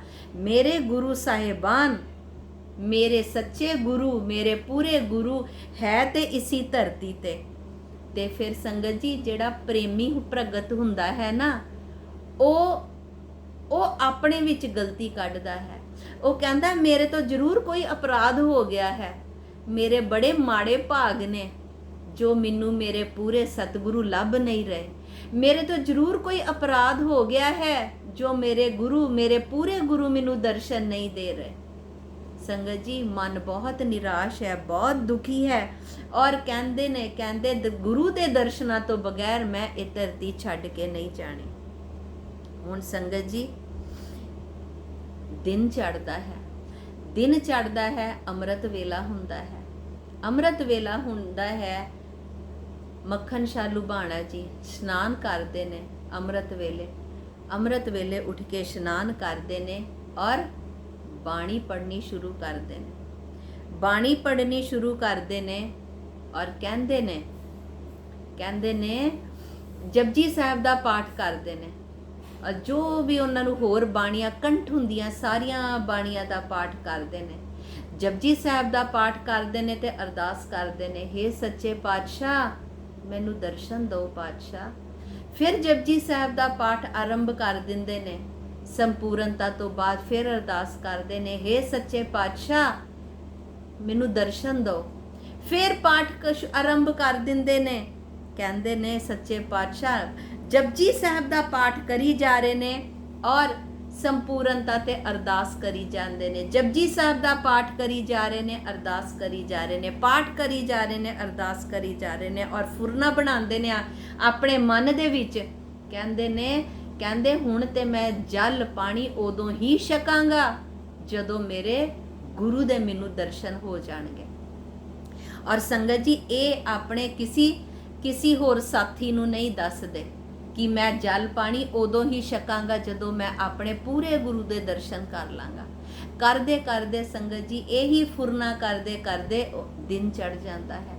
ਜਦੋਂ ਦਿਨ ਚੜ ਜਾਂਦਾ ਹੈ ਤੇ ਉਹ ਜਿਹੜੇ ਨਕਲੀ ਬਾਈ ਗੁਰੂ ਬਣ ਕੇ ਬੈਠੇ ਹੁੰਦੇ ਨੇ ਉਹਨਾਂ ਦੇ ਮਸੰਦ ਫੇਰ ਆ ਜਾਂਦੇ ਨੇ ਤੇ ਮੱਖਣ ਸ਼ਾਹ ਜੀ ਨੂੰ ਘੇਰ ਕੇ ਫਿਰ ਬੈਠ ਜਾਂਦੇ ਨੇ ਔਰ ਆਪਣੇ ਗੁਰੂ ਦੀਆਂ ਵਡਿਆਈਆਂ ਆਪਣੇ ਗੁਰੂ ਦੀਆਂ ਗੱਲਾਂ ਕਰਨੀਆਂ ਸ਼ੁਰੂ ਕਰ ਦਿੰਦੇ ਨੇ। ਪਰ ਸੰਗਤ ਜੀ ਅੱਜ ਮੱਖਣ ਸ਼ਾਹ ਜੀ ਨੂੰ ਉਹਨਾਂ ਦੀਆਂ ਗੱਲਾਂ ਚੰਗੀਆਂ ਨਹੀਂ ਲੱਗ ਰਹੀਆਂ। ਕਿਉਂਕਿ ਉਹਨਾਂ ਦੇ ਮਨ ਨੂੰ ਤਸੱਲੀ ਨਹੀਂ ਹੋ ਰਹੀ, ਕਿਉਂਕਿ ਉਹਨਾਂ ਦੇ ਮਨ ਨੂੰ ਪਤਾ ਹੈ ਕਿ ਇਹਨਾਂ ਦੇ ਵਿੱਚੋਂ ਪੂਰਾ ਗੁਰੂ ਮੇਰਾ ਕੋਈ ਵੀ ਨਹੀਂ ਹੈ। ਤੇ ਸੰਗਤ ਜੀ ਬੜੀ ਨਿਮਰਤਾ ਦੇ ਨਾਲ ਉਹਨਾਂ ਦੀਆਂ ਗੱਲਾਂ ਸੁਣਦੇ ਰਹਿੰਦੇ ਆ ਬੜੀ ਨਿਮਰਤਾ ਦੇ ਨਾਲ। ਫਿਰ ਉਹ ਉਹਨਾਂ ਨੂੰ ਪੁੱਛਦੇ ਨੇ ਮਸੰਦਾਂ ਨੂੰ, ਕਹਿੰਦੇ ਨੇ ਇੱਥੇ ਕੋਈ ਹੋਰ ਵੀ ਸੋਢੀ ਰਹਿ ਗਿਆ ਹੈ ਜਿਹਨੂੰ ਅਸੀਂ ਮਾਇਆ ਨਹੀਂ ਦਿੱਤੀ? ਇੱਥੇ ਕੋਈ ਹੋਰ ਵੀ ਸੋਢੀ ਹੈ ਜਿਹਨੂੰ ਸਾਡਾ ਮਿਲਣਾ ਬਾਕੀ ਰਹਿ ਗਿਆ ਹੈ? ਕਿਉਂਕਿ ਮੈਂ ਸਾਰਿਆਂ ਨੂੰ ਮਾਇਆ ਭੇਟਾ ਕਰਨਾ ਚਾਹੁੰਦਾ ਹਾਂ, ਤਾਂ ਹੀ ਮੇਰਾ ਆਣਾ ਸਫਲਾ ਹੋਏਗਾ ਜੇ ਮੈਂ ਸਾਰਿਆਂ ਨੂੰ ਮਾਇਆ ਭੇਟ ਕਰ ਦਾਂਗਾ। ਤੇ ਸੰਗਤ ਜੀ ਇਹ ਗੱਲ ਸੁਣ ਕੇ ਸਾਰੇ ਮਸੰਦ ਆਪਸ 'ਚ ਵਿਚਾਰ ਵਿਮਰਸ਼ ਕਰਨਾ ਸ਼ੁਰੂ ਕਰ ਦਿੰਦੇ ਨੇ ਕਿ ਹੈ ਕੋਈ ਇੱਥੇ ਹੋਰ ਕਿਹੜਾ ਰਹਿ ਗਿਆ ਹੈ? ਇੱਥੇ ਹੋਰ ਕਿਹੜਾ ਸੋਢੀ ਰਹਿ ਗਿਆ ਹੈ ਜਿਨ੍ਹਾਂ ਨੂੰ ਇਹ ਨਹੀਂ ਮਿਲੇ? ਤੇ ਸੰਗਤ ਜੀ ਫਿਰ ਉਹਨਾਂ ਦੇ ਵਿੱਚੋਂ ਇੱਕ ਮਸੰਦ ਕਹਿੰਦਾ ਹੈ ਹਾਂ ਇੱਥੇ ਇੱਕ ਸਰੀਰ ਰਹਿ ਗਿਆ ਹੈ। 6ਵੇਂ ਪਾਤਸ਼ਾਹ ਦਾ ਉਹ ਛੋਟਾ ਸਪੁੱਤਰ ਹੈ। 6ਵੇਂ ਪਾਤਸ਼ਾਹ ਦਾ ਉਹ ਛੋਟਾ ਸਪੁੱਤਰ ਹੈ ਔਰ ਸਾਰੇ ਉਹਨੂੰ ਤੇਗ ਬਹਾਦਰ ਕਹਿੰਦੇ ਨੇ। ਔਰ ਫਿਰ ਸੰਗਤ ਜੀ ਪਤਾ ਕੀ ਕਰਦੇ ਨੇ? ਬੜੀਆਂ ਨੈਗੇਟਿਵ ਗੱਲਾਂ ਕਹਿੰਦੇ ਨੇ ਉਹਨਾਂ ਨੂੰ ਤੇ ਸੰਸਾਰ ਦਾ ਕੋਈ ਪਤਾ ਹੀ ਨਹੀਂ ਹੈਗਾ। ਉਹ ਤੇ ਇਕਾਂਤ ਵਿੱਚ ਬੈਠੇ ਰਹਿੰਦੇ ਨੇ, ਨਾ ਉਹਨਾਂ ਨੂੰ ਤੇ ਕੋਈ ਕੰਮਕਾਜ ਦਾ ਪਤਾ ਹੈ ਕਿ ਦੁਨੀਆ ਦਾ ਕੰਮਕਾਜ ਕਿੱਦਾਂ ਕਰਨਾ ਹੈ, ਨਾ ਉਹ ਕਿਸੇ ਦੀ ਸੁਣਦੇ ਨੇ, ਨਾ ਉਹ ਕਿਸੇ ਦੇ ਨਾਲ ਬੋਲਦੇ ਨੇ। ਉਹ ਤੇ ਆਪਣੇ ਵਿੱਚ ਮਸਤੀ ਰਹਿੰਦੇ ਨੇ, ਉਹ ਆਪਣੇ ਵਿੱਚ ਹੀ ਮਸਤ ਰਹਿੰਦੇ ਨੇ, ਕਿਸੇ ਦੇ ਨਾਲ ਉਹ ਵਿਚਾਰ ਵਿਮਰਸ਼ ਨਹੀਂ ਕਰਦੇ। ਤੇ ਸੰਗਤ ਜੀ ਉਹ ਆਪਣੀ ਵੱਲੋਂ ਤੇ ਗੱਲਾਂ ਕਰ ਰਹੇ ਨੇ ਕਿ ਬਈ ਉਹਨਾਂ ਨੂੰ ਦੀਨ ਦੁਨੀਆ ਦਾ ਪਤਾ ਨਹੀਂ। ਪਰ ਸੰਗਤ ਜੀ ਪਾਤਸ਼ਾਹ ਤੇ ਬਿਰਾਗ ਦੀ ਮੂਰਤ ਉਹ ਗੱਲਾਂ ਕਰ ਰਹੇ ਨੇ ਕਿ ਉਹਨਾਂ ਨੂੰ ਮਿਲਣ ਦਾ ਕੋਈ ਫਾਇਦਾ ਨਹੀਂ। ਪਰ ਸੰਗਤ ਜੀ ਉਹਨਾਂ ਦੀਆਂ ਗੱਲਾਂ ਦੇ ਵਿੱਚ ਪਾਤਸ਼ਾਹ ਦੀ ਸਿਫਤ ਹੈ ਕਿ ਪਾਤਸ਼ਾਹ ਸੰਸਾਰ ਤੋਂ ਕਿੰਨੇ ਪਾਤਸ਼ਾਹ ਨੂੰ ਸੰਸਾਰ ਦਾ ਕੋਈ ਮੋਹ ਹੀ ਨਹੀਂ ਹੈ। ਕਹਿੰਦੇ ਨੇ ਉਹਨਾਂ ਨੂੰ ਤੇ ਖਾਣ ਪੀਣ ਦੀ ਵੀ ਸੁੱਧ ਬੁੱਧ ਨਹੀਂ ਰਹਿੰਦੀ, ਉਹਨਾਂ ਦੇ ਉੱਤੇ ਕੋਈ ਖੋਜ ਖਬਰ ਹੀ ਨਹੀਂ ਰਹਿੰਦੀ। ਉਹਨਾਂ ਨੂੰ ਨਾ ਲੈਣ ਦੇਣ ਦਾ ਪਤਾ, ਨਾ ਕਿਸੇ ਦੀ ਗੱਲ ਸੁਣਦੇ ਨੇ, ਨਾ ਕਿਸੇ ਦੇ ਨਾਲ ਕੋਈ ਉਹ ਬੋਲ ਸਾਂਝੇ ਕਰਦੇ ਨੇ, ਨਾ ਉਹਨਾਂ ਨੂੰ ਕਿਸੇ ਕੰਮ ਕਾਜ ਦਾ ਪਤਾ ਹੈ। ਤੇ ਸੰਗਤ ਜੀ ਇਹ ਸੁਣ ਕੇ ਮੱਖਣ ਸ਼ਾਹ ਜੀ ਇੱਕ ਉਤਸ਼ਾਹ ਪੈਦਾ ਹੋ ਜਾਂਦਾ ਹੈ। ਕਹਿੰਦੇ ਨੇ ਖੁਸ਼ ਹੋ ਜਾਂਦੇ ਨੇ, ਕਹਿੰਦੇ ਨੇ ਅੱਛਾ ਹੁਣ ਮੈਂ ਉਹਨਾਂ ਨੂੰ ਵੀ ਮਿਲ ਲਵਾਂ। ਸੰਗਤ ਜੀ ਖੁਸ਼ ਹੋ ਜਾਂਦੇ ਨੇ। ਫਿਰ ਧੀਰਮਲ ਜੀ ਦਾ ਮਸੰਦ ਕਹਿੰਦਾ ਉਹ ਮਿਲਣਯੋਗ ਨਹੀਂ ਹੈ, ਉਹ ਮਿਲਣਯੋਗ ਨਹੀਂ ਨੇ, ਤੁਹਾਡਾ ਜਾਣਾ ਉੱਥੇ ਬੇਕਾਰ ਹੈ। ਪਤਾ ਉਹ ਐਨੇ ਮਸਤ ਰਹਿੰਦੇ ਨੇ, ਆਪਣੇ ਵਿੱਚ ਐਨੇ ਮਸਤ ਰਹਿੰਦੇ ਨੇ ਕਿ ਉਹ ਪਤਾ ਨਹੀਂ ਆਪਣੇ ਸੁਭਾਅ ਦੇ ਵਿੱਚ ਕਿਸ ਨੂੰ ਕੀ ਕਹਿ ਦੇਣ, ਔਰ ਪਤਾ ਨਹੀਂ ਉਹ ਮਿਲਣਗੇ ਵੀ ਤੁਹਾਨੂੰ ਕਿ ਨਹੀਂ ਮਿਲਣਗੇ। ਉਹਨਾਂ ਵਾਸਤੇ ਤੇ ਮਾਨ ਅਪਮਾਨ ਉਹਨਾਂ ਦੇ ਮਨ 'ਚ ਤੇ ਨਾ ਪ੍ਰੇਮ ਹੈਗਾ ਤੇ ਨਾ ਦੁਵੇਸ਼ ਹੈ ਕਿਸੇ ਵਾਸਤੇ। ਇੱਕ ਛੋਟੀ ਜੀ ਕੋਠੜੀ ਦੇ ਵਿੱਚ ਉਹ ਪਏ ਰਹਿੰਦੇ ਨੇ। ਸੰਗਤ ਜੀ, ਉਹ ਭੋਰਾ ਸਾਹਿਬ ਨੂੰ ਇੱਕ ਛੋਟੀ ਜੀ ਕੋਠੜੀ ਕਹਿ ਰਹੇ ਨੇ। ਕਹਿੰਦੇ ਨੇ ਉਹ ਛੋਟੀ ਜੀ ਕੋਠੜੀ ਵਿੱਚ ਪਏ ਰਹਿੰਦੇ ਨੇ ਤੇ ਇਹੋ ਜਿਹੇ ਬੰਦੇ ਨੂੰ ਗੁਰਤਾ ਗੱਦੀ ਦਾ ਵਾਰਿਸ ਥੋੜੀ ਹੋ ਸਕਦਾ ਹੈ। ਕਿਉਂਕਿ ਸੰਗਤ ਜੀ, ਧੀਰਮਲ ਜੀ ਦੇ ਮਸੰਦਾਂ ਨੂੰ ਤੇ ਪਤਾ ਹੁੰਦਾ ਹੈ ਕਿ ਪੂਰੇ ਗੁਰੂ ਨੇ ਉਹ ਗੁਰੂ ਤੇਗ ਬਹਾਦਰ ਸਾਹਿਬ, ਤੇ ਉਹ ਨਹੀਂ, ਧੀਰਮਲ ਦੇ ਮਸੰਦ ਨਹੀਂ ਚਾਹੁੰਦੇ ਸੀ ਕਿ ਮੱਖਣ ਸ਼ਾਹ ਲੁਬਾਣਾ ਜੀ ਜਾ ਕੇ ਗੁਰੂ ਤੇਗ ਬਹਾਦਰ ਸਾਹਿਬ ਜੀ ਦੇ ਦਰਸ਼ਨ ਦੀਦਾਰੇ ਕਰਨ। ਉਹ ਨਹੀਂ ਚਾਹੁੰਦੇ ਸੀ ਕਿ ਉਹ ਚਾਹੁੰਦੇ ਸੀ, ਉਹਨਾਂ ਨੂੰ ਪਤਾ ਸੀ ਕਿ ਅਗਰ ਮੱਖਣ ਸ਼ਾਹ ਜੀ ਗੁਰੂ ਤੇਗ ਬਹਾਦਰ ਸਾਹਿਬ ਜੀ ਦੇ ਦਰਸ਼ਨ ਕਰ ਲੈਣਗੇ ਤੇ ਉਹਨਾਂ ਨੂੰ ਪਤਾ ਚੱਲ ਜਾਏਗਾ ਕਿ ਇਹੀ ਪੂਰੇ ਗੁਰੂ ਹਨ। ਕਹਿੰਦੇ ਨੇ ਉਹਨਾਂ ਦੇ ਉਹ ਦਰਸ਼ਨ ਕਰਨ ਯੋਗ ਨਹੀਂ ਹੈ, ਤੁਹਾਡਾ ਜਾਣਾ ਉੱਥੇ ਬੇਕਾਰ ਹੈ। ਪਰ ਸੰਗਤ ਜੀ, ਮੱਖਣ ਸ਼ਾਹ ਲੁਬਾਣਾ ਜੀ ਕਿਸੇ ਦੀ ਗੱਲ ਨਹੀਂ ਸੁਣਦੇ। ਆਪਣੇ 500 ਸੇਵਕ ਲੈਂਦੇ ਨੇ ਤੇ ਸੰਗਤ ਜੀ ਉਹ ਜਾਂਦੇ ਨੇ ਆਪਣੇ ਢੋਲ ਢਮੱਕੇ ਪੂਰੇ, ਕਿਉਂਕਿ ਸੰਗਤ ਜੀ ਜਿਹਦੀ ਮੰਨਤ ਪੂਰੀ ਹੁੰਦੀ ਸੀ ਨਾ, ਉਹ ਪੂਰੇ ਢੋਲ ਵਜਾਉਂਦਾ ਹੋਇਆ ਜਾਂਦਾ ਸੀ ਕਿ ਸਾਰਿਆਂ ਨੂੰ ਪਤਾ ਲੱਗ ਜਾਏ ਕਿ ਮੈਂ ਸੁਖਣਾ ਸੁਖੀ ਸੀ ਤੇ ਮੇਰੀ ਸੁਖਣਾ ਪੂਰੀ ਹੋਈ ਹੈ ਤੇ ਹੁਣ ਮੈਂ ਆਪਣੇ ਗੁਰੂ ਦੇ ਦਰਸ਼ਨਾਂ ਵਾਸਤੇ ਆਇਆ ਹਾਂ। ਪੂਰੇ ਢੋਲ ਵਜਾਉਂਦੇ, ਪੂਰੇ ਆਪਣੇ ਲਾਮ ਲਸ਼ਕਰ ਸੋਹਣੇ ਪੁਸ਼ਾਕੇ ਪਾ ਕੇ ਉਹ ਤੁਰ ਪਏ ਗੁਰੂ ਸਾਹਿਬ ਦੇ ਦਰਸ਼ਨ ਕਰਨ ਵਾਸਤੇ। ਹੁਣ ਸੰਗਤ ਜੀ, ਪਾਤਸ਼ਾਹ ਆਪਣੇ ਭੋਰਾ ਸਾਹਿਬ 'ਚ ਨੇਤਰ ਬੰਦ ਕਰਕੇ ਆਪਣੇ ਭਗਤੀ ਦੇ ਵਿੱਚ ਲੀਨ ਨੇ। ਹੁਣ ਢੋਲ ਵੱਜਦੇ ਹੋਏ ਜਾ ਰਹੇ ਨੇ। ਜਦੋਂ ਢੋਲ ਵੱਜਦੇ ਹੋਏ ਜਾ ਰਹੇ ਨੇ ਤੇ ਸੰਗਤ ਜੀ, ਪਾਤਸ਼ਾਹ ਆਪਣੇ ਇੱਕ ਸੇਵਕ ਨੂੰ ਭੇਜਦੇ ਨੇ। ਪਾਤਸ਼ਾਹ ਆਪਣੇ ਸੇਵਕ ਨੂੰ ਭੇਜਦੇ ਨੇ ਭਾਈ ਗੜੀਆ ਜੀ ਨੂੰ। ਆਪਣੇ ਸੇਵਕ ਜੀ ਨੂੰ ਭੇਜਦੇ ਨੇ, ਕਹਿੰਦੇ ਉਹ ਮੱਖਣ ਸ਼ਾਹ ਜੀ ਆ ਰਹੇ ਨੇ, ਮੱਖਣ ਸ਼ਾਹ ਲੁਬਾਣਾ ਜੀ ਆ ਰਹੇ ਨੇ ਤੇ ਉਹਨਾਂ ਨੂੰ ਕਹੋ ਗੁਰੂ ਘਰ ਵਿੱਚ ਆਈਦਾ ਹੈ ਤੇ ਨਿਮਰਤਾ ਦੇ ਨਾਲ ਆਈਦਾ ਹੈ। ਜਾ ਕੇ ਉਹਨਾਂ ਨੂੰ ਕਹੋ ਰੌਲਾ ਨਾ ਪਾਓ, ਰੌਲਾ ਪਾ ਕੇ ਨਹੀਂ ਆਈਦਾ ਗੁਰੂ ਦੇ ਘਰ 'ਚ, ਗੁਰੂ ਘਰ ਦੇ ਵਿੱਚ ਆਈਦਾ ਹੈ ਤੇ ਨਿਮਰਤਾ ਦੇ ਨਾਲ ਆਈਦਾ ਹੈ। ਐਵੇਂ ਇੰਨਾ ਉੱਚਾ ਚੜ ਕੇ ਨਹੀਂ ਆਈਦਾ ਗੁਰੂ ਦੇ ਘਰ। ਸੰਗਤ ਜੀ ਦੇਖੋ, ਹਾਲੀ ਦਰਸ਼ਨ ਹੀ ਨਹੀਂ ਹੋਏ ਤੇ ਪਾਤਸ਼ਾਹ ਨੇ ਪਹਿਲਾਂ ਹੀ ਅਵਗੁਣ ਦੂਰ ਕਰਨੇ ਸ਼ੁਰੂ ਕਰ ਦਿੱਤੇ। ਸੰਗਤ ਜੀ, ਭਾਈ ਗੜੀਆ ਜੀ ਆ ਕੇ ਉਹਨਾਂ ਨੂੰ ਕਹਿੰਦੇ ਨੇ ਤੁਸੀਂ ਦਰਸ਼ਨ ਕਰਨ ਆਏ ਹੋ, ਤੁਸੀਂ ਇਕੱਲੇ ਹੀ ਦਰਸ਼ਨ ਕਰਨੇ ਨੇ, ਇਹਨਾਂ ਸਾਰਿਆਂ ਨੂੰ ਇੱਥੇ ਹੀ ਰੋਕ ਦਿਓ, ਇਹ ਢੋਲ ਢਮਾਕੇ ਤੁਸੀਂ ਇੱਥੇ ਹੀ ਰੋਕ ਦਿਓ। ਸੰਗਤ ਜੀ, ਉਹਨਾਂ ਦੇ ਮਨ 'ਚ ਭਾਈ ਮੱਖਣ ਸ਼ਾਹ ਜੀ ਦੇ ਮਨ 'ਚ ਹੋਰ ਵੀ ਖੁਸ਼ੀ ਪੈਦਾ ਹੋ ਜਾਂਦੀ ਹੈ। ਕਹਿੰਦੇ ਨੇ ਮੈਂ ਤੇ ਜਿਹੜੇ ਨਕਲੀ ਗੁਰੂਆਂ ਨੂੰ ਜਾ ਕੇ ਮੁੱਲਿਆ, ਉਹ ਤੇ ਪਹਿਲਾਂ ਹੀ ਮੇਰੀ ਆਓ ਭਗਤ 'ਚ ਲੱਗੇ ਸੀ, ਮੈਨੂੰ ਤੇ ਸਿਰੋਪੇ ਦੇਣੇ ਸ਼ੁਰੂ ਕਰ ਦਿੱਤੇ ਸੀ, ਔਰ ਇੱਥੇ ਤੇ ਮੈਂ ਹਾਲੀ ਆਪਣੇ ਗੁਰੂ ਦੇ ਦਰਸ਼ਨ ਵੀ ਨਹੀਂ ਕੀਤੇ ਤੇ ਗੁਰੂ ਨੇ ਮੇਰੇ ਅਵਗਣ ਦੂਰ ਕਰਨੇ ਸ਼ੁਰੂ ਕਰ ਦਿੱਤੇ ਨੇ। ਸੰਗਤ ਜੀ, ਉਹ ਕੱਲੇ ਅੰਦਰ ਜਾਂਦੇ ਨੇ, ਅੰਦਰ ਕੱਲੇ ਜਾਂਦੇ ਨੇ, ਮਨ 'ਚ ਉਤਸ਼ਾਹ ਹੈ। ਜਾ ਕੇ ਦੋ ਮੋਹਰਾਂ ਅੱਗੇ ਰੱਖ ਕੇ ਉਹ ਪਾਤਸ਼ਾਹ ਨੂੰ ਮੱਥਾ ਟੇਕਦੇ ਨੇ, ਔਰ ਮਨ 'ਚ ਇਹੀ ਹੈ ਕਿ ਹੁਣ ਇਹ ਤੇ ਪੂਰੇ ਗੁਰੂ ਹੋਣ, ਇਹ ਤੇ ਹੁਣ ਪੂਰੇ ਗੁਰੂ ਹੋਣ, ਮੇਰੇ ਮਨ ਦੀ ਗੱਲ ਕਰਨ। ਸੰਗਤ ਜੀ, ਜਦੋਂ ਪਾਤਸ਼ਾਹ ਇਕੱਲੇ ਬੈਠੇ ਹੋਏ ਨੇ ਔਰ ਇਹਨਾਂ ਨੇ ਜਾ ਕੇ ਮੱਖਣ ਸ਼ਾਹ ਲੁਬਾਣਾ ਜੀ ਨੇ ਆ ਕੇ ਦੋ ਮੋਹਰਾਂ ਰੱਖ ਕੇ ਮੱਥਾ ਟੇਕਿਆ। ਪਾਤਸ਼ਾਹ ਦੇ ਮਨ ਵਿੱਚ ਫੁਰਨਾ ਬਣਿਆ।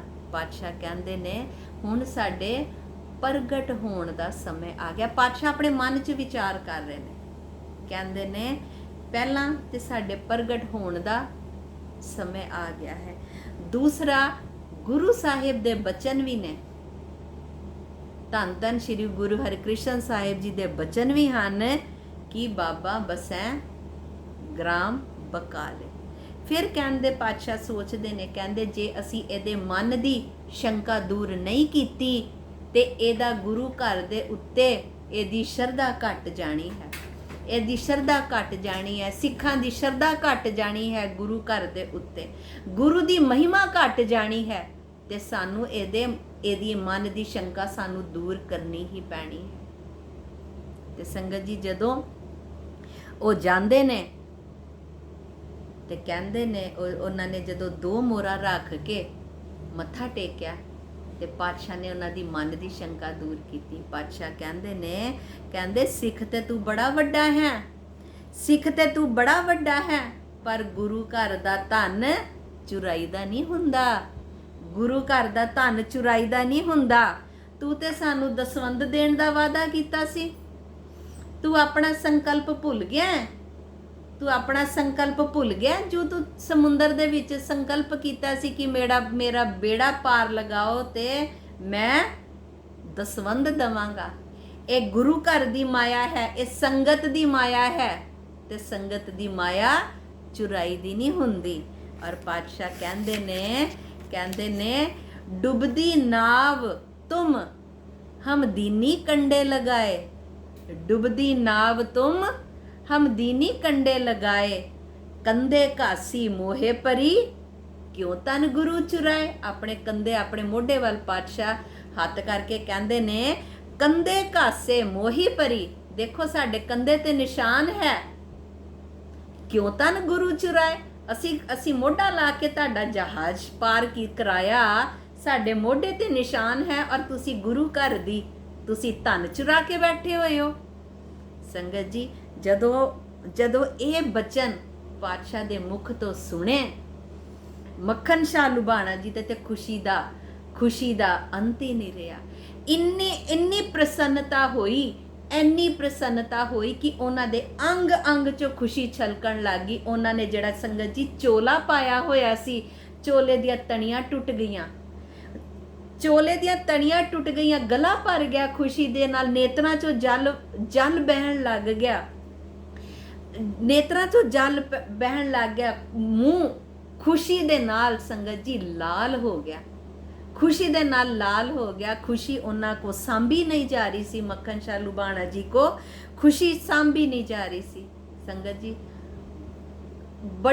ਬੜੀ ਦੇਰ, ਬੜੇ ਸਮੇਂ ਤੱਕ ਉਹਨਾਂ ਦੇ ਕੰਠ ਤੋਂ ਕੋਈ ਬਚਨ ਨਾ ਨਿਕਲਿਆ, ਉਹਨਾਂ ਦੇ ਮੁਖ ਤੋਂ ਆਵਾਜ਼ ਨਾ ਨਿਕਲੀ, ਉਹਨਾਂ ਦਾ ਗਲਾ ਬੰਦ ਗਿਆ।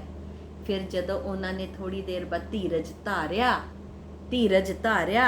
ਤੇ ਹੱਥ ਜੋੜ ਕੇ ਪਾਤਸ਼ਾਹ ਦੇ ਅੱਗੇ ਬੇਨਤੀ ਕੀਤੀ, ਪਾਤਸ਼ਾਹ ਸੱਚੇ ਪਾਤਸ਼ਾਹ ਤੁਸੀਂ ਤੇ ਬੜੇ ਕਿਰਪਾਲੂ ਹੋ, ਤੁਸੀਂ ਬੜੇ ਦਇਆਵਾਨ ਹੋ ਪਾਤਸ਼ਾਹ, ਤੁਸੀਂ ਤੇ ਮੈਨੂੰ ਸੰਕਟ ਦੇ ਵਿੱਚ ਤੁਸੀਂ ਮੇਰੀ ਜਾਨ ਬਚਾਈ ਹੈ ਪਾਤਸ਼ਾਹ। ਜਦੋਂ ਮੈਂ ਭਰੇ ਸਮੁੰਦਰ ਦੇ ਵਿੱਚ ਫਸ ਗਿਆ ਸੀ, ਤੁਸੀਂ ਉਸ ਇੰਨੇ ਵੱਡੇ ਸੰਕਟ ਤੋਂ ਤੁਸੀਂ ਮੇਰੀ ਜਾਨ ਬਚਾਈ ਹੈ, ਨਹੀਂ ਤੇ ਮੈਂ ਉੱਥੇ ਹੀ ਮਰ ਜਾਂਦਾ ਪਾਤਸ਼ਾਹ। ਤੁਸੀਂ ਮੇਰੇ ਪ੍ਰਾਣ ਬਚਾਏ ਨੇ, ਅੱਜ ਦਰਸ਼ਨ ਦੇ ਕੇ ਤੁਸੀਂ ਮੈਨੂੰ ਦੂਸਰਾ ਜੀਵਨ ਦਾਨ ਦਿੱਤਾ ਹੈ ਪਾਤਸ਼ਾਹ। ਤੁਸੀਂ ਤੇ ਮੈਨੂੰ 2 ਵਾਰੀ ਜੀਵਨ ਦਾਨ ਦਿੱਤਾ ਪਾਤਸ਼ਾਹ, ਸੱਚੇ ਪਾਤਸ਼ਾਹ ਤੁਸੀਂ ਤੇ ਬੜੇ ਕਿਰਪਾਲੂ ਹੋ, ਮੇਰੇ ਤੇ ਬੜੇ ਵੱਡੇ ਭਾਗ ਨੇ ਜੋ ਤੁਸੀਂ ਮੈਨੂੰ ਦਰਸ਼ਨ ਦਿੱਤੇ ਨੇ ਪਾਤਸ਼ਾਹ। ਸੰਗਤ ਜੀ ਇਹ ਕਰਕੇ ਕਹਿੰਦੇ ਪਾਤਸ਼ਾਹ ਤੁਸੀਂ ਆਪਣੇ ਮੁਖ ਤੋਂ ਇਹ ਬਚਨ ਕਰਕੇ, ਮੈਨੂੰ ਪਤਾ ਹੈ ਪਾਤਸ਼ਾਹ ਤੁਹਾਨੂੰ ਮਾਇਆ ਦੀ ਲੋੜ ਨਹੀਂ ਹੈ, ਪਰ ਤੁਸੀਂ ਆਪਣੇ ਮੁਖ ਤੋਂ ਇਹ ਬਚਨ, ਮਾਇਆ ਦਾ ਬਚਨ ਇਸ ਲਈ ਕੀਤਾ ਹੈ ਤਾਂ ਕਿ ਮੇਰੀ ਸ਼ਰਧਾ ਹੋਰ ਵੀ ਵੱਧ ਜਾਏ। ਮੈਨੂੰ ਪਤਾ ਹੈ ਪਾਤਸ਼ਾਹ ਤੁਹਾਨੂੰ ਮਾਇਆ ਦੀ ਕੋਈ ਲੋੜ ਨਹੀਂ ਹੈ, ਪਰ ਪਾਤਸ਼ਾਹ ਤੁਸੀਂ ਇਹ ਬਚਨ ਮੇਰੀ ਸ਼ਰਧਾ ਬਣਾਉਣ ਵਾਸਤੇ, ਮੇਰੀ ਸ਼ਰਧਾ ਨੂੰ ਦ੍ਰਿੜ ਕਰਨ ਵਾਸਤੇ ਤੁਸੀਂ ਆਪਣੇ ਮੁਖ ਤੋਂ ਇਹ ਬਚਨ ਕੀਤਾ ਹੈ। ਤੁਸੀਂ ਮੈਨੂੰ ਡੁੱਬਦੇ ਨੂੰ ਬਚਾਇਆ ਪਾਤਸ਼ਾਹ, ਤੁਸੀਂ ਇਹ ਬਚਨ ਕਰਕੇ ਇਹ ਮੁਰਦੇ ਦੇ ਵਿੱਚ ਜਾਨ ਪਾ ਦਿੱਤੀ ਹੈ ਪਾਤਸ਼ਾਹ। ਸੰਗਤ ਜੀ ਬੇਨਤੀਆਂ ਕਰੀ ਜਾ ਰਿਹਾ, ਖੁਸ਼ੀ ਦੇ ਵਿੱਚ ਕਰੀ ਜਾ ਰਿਹਾ, ਪਾਤਸ਼ਾਹ ਦੀ ਸਿਫਤ ਸਲਾਹ ਕਰੀ ਜਾ ਰਿਹਾ, ਨੇਤਰਾਂ ਚੋਂ ਜਲ ਵਗੀ ਜਾ ਰਿਹਾ ਹੈ ਪਾਤਸ਼ਾਹ। ਜੋ ਜਪ ਤਪ ਕਰਕੇ, ਜੋ ਇੰਨੇ ਜਪੀ ਤਪੀਆਂ ਨੂੰ ਜਪ ਤਪ ਕਰਕੇ ਫਲ ਪ੍ਰਾਪਤ ਹੁੰਦਾ ਹੈ ਨਾ ਪਾਤਸ਼ਾਹ, ਮੈਨੂੰ ਤੇ ਤਾਰੇ ਦਰਸ਼ਨ ਦਿਦਾਰੇ ਕਰਕੇ ਹੀ ਉਹ ਫਲ ਪ੍ਰਾਪਤ ਹੋ ਗਿਆ ਹੈ ਪਾਤਸ਼ਾਹ। ਮੈਂ ਬੜਾ ਵਡਭਾਗੀ ਹਾਂ ਜੋ ਤੁਸੀਂ ਮੈਨੂੰ ਦਰਸ਼ਨ ਦਿੱਤੇ ਹੈ, ਮੈਂ ਬੜਾ ਵਡਭਾਗੀ ਹਾਂ ਤੁਸੀਂ ਮੈਨੂੰ ਦਰਸ਼ਨ ਦਿੱਤੇ ਨੇ। ਸੰਗਤ ਜੀ ਬੇਨਤੀਆਂ ਕਰ ਕਰਕੇ ਪਾਤਸ਼ਾਹ ਨੂੰ ਮੱਥਾ ਟੇਕੀ ਜਾ ਰਿਹਾ। ਹੁਣ ਸੰਗਤ ਜੀ ਜਦੋਂ ਪਾਤਸ਼ਾਹ ਦੇ ਕੋਲ ਰੱਜ ਕੇ ਦਰਸ਼ਨ ਕਰ ਰਿਹਾ, ਅੱਖਾਂ ਨਹੀਂ ਝਮਕ ਰਿਹਾ, ਅੱਖਾਂ ਨਹੀਂ ਝਮਕ ਰਹੇ ਮੱਖਣ ਸ਼ਾਹ ਲੁਬਾਣਾ ਜੀ। ਔਰ ਇੰਨੀ ਖੁਸ਼ੀ ਕਿ ਉੱਠ ਕੇ ਪਾਤਸ਼ਾਹ ਦੇ ਕੋਲੋਂ ਜਾਣ ਦਾ ਮਨ ਨਹੀਂ ਕਰ ਰਿਹਾ। ਪਰ ਪਾਤਸ਼ਾਹ ਦੀ ਹੁਣ ਮਾਇਆ ਵੀ ਪੂਰੀ ਕਰਨੀ ਹੈ। 500 ਮੋਹਰਾਂ ਭੇਟ ਕਰਨ ਦਾ ਜੋ ਦਸਵੰਧ ਦੇਣ ਦਾ ਵਾਅਦਾ ਕੀਤਾ ਹੈ, ਅੱਜ ਤੇ ਉਹ 2 ਹੀ ਮੋਹਰਾਂ ਲੈ ਕੇ ਆਏ ਨੇ ਗੁਰੂ ਨੂੰ ਪਰਖਣ ਵਾਸਤੇ ਕਿ ਇਹੀ ਮੇਰਾ ਗੁਰੂ ਹੈ। ਤੇ ਸੰਗਤ ਜੀ ਹੁਣ ਉਹ ਪਾਤਸ਼ਾਹ ਦੇ ਕੋਲੋਂ ਆਗਿਆ ਲੈਂਦੇ ਨੇ, ਕਹਿੰਦੇ ਆ ਪਾਤਸ਼ਾਹ ਹੁਣ ਤੁਸੀਂ ਮੈਨੂੰ ਆਗਿਆ ਬਖਸ਼ੋ, ਮੈਂ ਕੱਲ ਫਿਰ ਤੁਹਾਡੇ ਦਰਸ਼ਨਾਂ ਵਾਸਤੇ ਆਵਾਂਗਾ, ਮੈਂ ਕੱਲ ਫਿਰ ਤੁਹਾਡੇ ਦਰਸ਼ਨਾਂ ਵਾਸਤੇ ਆਵਾਂਗਾ। ਔਰ ਸੰਗਤ ਜੀ ਹਿਰਦੇ ਰਸ ਦੇ ਨਾਲ, ਖੁਸ਼ੀ ਦੇ ਨਾਲ ਇੰਨਾ ਭਰ ਗਿਆ ਹੈ ਮੱਖਣ ਸ਼ਾਹ ਲੁਬਾਣਾ ਜੀ ਦਾ ਕਿ ਜਦੋਂ ਪਾਤਸ਼ਾਹ ਦੇ ਦਰਸ਼ਨ ਕਰਕੇ ਉਹ ਗੁਰੂ ਘਰ ਤੋਂ ਬਾਹਰ ਨਿਕਲਦੇ ਨੇ, ਸੰਗਤ ਜੀ ਕਿਸੇ ਦੇ ਨਾਲ ਉਹ ਬੋਲਦੇ ਨਹੀਂ, ਕਿਸੇ ਸਾਥੀ ਦੇ ਨਾਲ ਉਹਨਾਂ ਦੇ ਉਹ ਬੋਲਦੇ ਨਹੀਂ, ਚੁੱਪਚਾਪ ਆਪਣੇ ਤੰਬੂ ਦੇ ਵੱਲ ਤੁਰੀ ਜਾਂਦੇ ਨੇ। ਔਰ ਪਿੱਛੇ ਉਹਨਾਂ ਦੇ ਨੌਕਰ ਚਾਕਰ ਸਾਰੇ ਉਹਨਾਂ ਦੇ ਪਿੱਛੇ ਵਾਪਸ ਉਹਨਾਂ ਦੇ ਤੰਬੂ ਵੱਲ ਤੁਰੀ ਜਾਂਦੇ ਨੇ। ਔਰ ਤੰਬੂ ਵੱਲ ਜਾ ਕੇ ਸਾਰਿਆਂ ਨੂੰ ਇਸ਼ਾਰਾ ਕਰ ਦਿੰਦੇ ਨੇ ਕਿ ਜਾਓ, ਆਪਣੇ ਆਪਣੇ ਤੰਬੂ ਵੱਲ ਜਾਓ। ਖੁਸ਼ੀ ਸਾਂਭੀ ਨਹੀਂ ਜਾ ਰਹੀ। ਸੰਗਤ ਜੀ ਫਿਰ ਆਪਣੇ ਉਹ ਸਿੱਖਾਂ, ਆਪਣੇ ਸੇਵਕਾਂ ਨੂੰ ਬੁਲਾਉਂਦੇ ਨੇ ਔਰ ਫਿਰ ਉਹਨਾਂ ਨੂੰ ਹੁਕਮ ਦਿੰਦੇ ਨੇ, ਕਹਿੰਦੇ ਆ ਜਾਓ, ਜਾ ਕੇ ਅੱਛੇ ਤੋਂ ਅੱਛੇ ਦਰਜੀ ਲੱਭ ਕੇ ਲੈ ਕੇ ਆਓ, ਅੱਛੇ ਤੋਂ ਅੱਛੇ ਦਰਜੀ ਲੱਭ ਕੇ ਲੈ ਕੇ ਆਓ ਜੋ ਕਿ ਨਿਪੁਣ ਹੋਣ, ਨਿਪੁਣ ਤੋਂ ਵੀ ਨਿਪੁਣ ਤੁਸੀਂ ਦਰਜੀ ਲੱਭ ਕੇ ਲੈ ਕੇ ਆਓ। ਔਰ ਸਾਡੇ ਤੋਸ਼ਾਖਾਨੇ ਚੋਂ ਵਧੀਆ ਤੋਂ ਵਧੀਆ ਮਹਿੰਗੇ ਤੋਂ ਮਹਿੰਗੇ ਕੱਪੜੇ ਲੈ ਕੇ ਆਓ ਔਰ ਰਾਤ ਦੇ ਵਿੱਚ ਮੇਰੇ ਗੁਰੂ ਵਾਸਤੇ ਚੋਲੇ ਸੀਓ।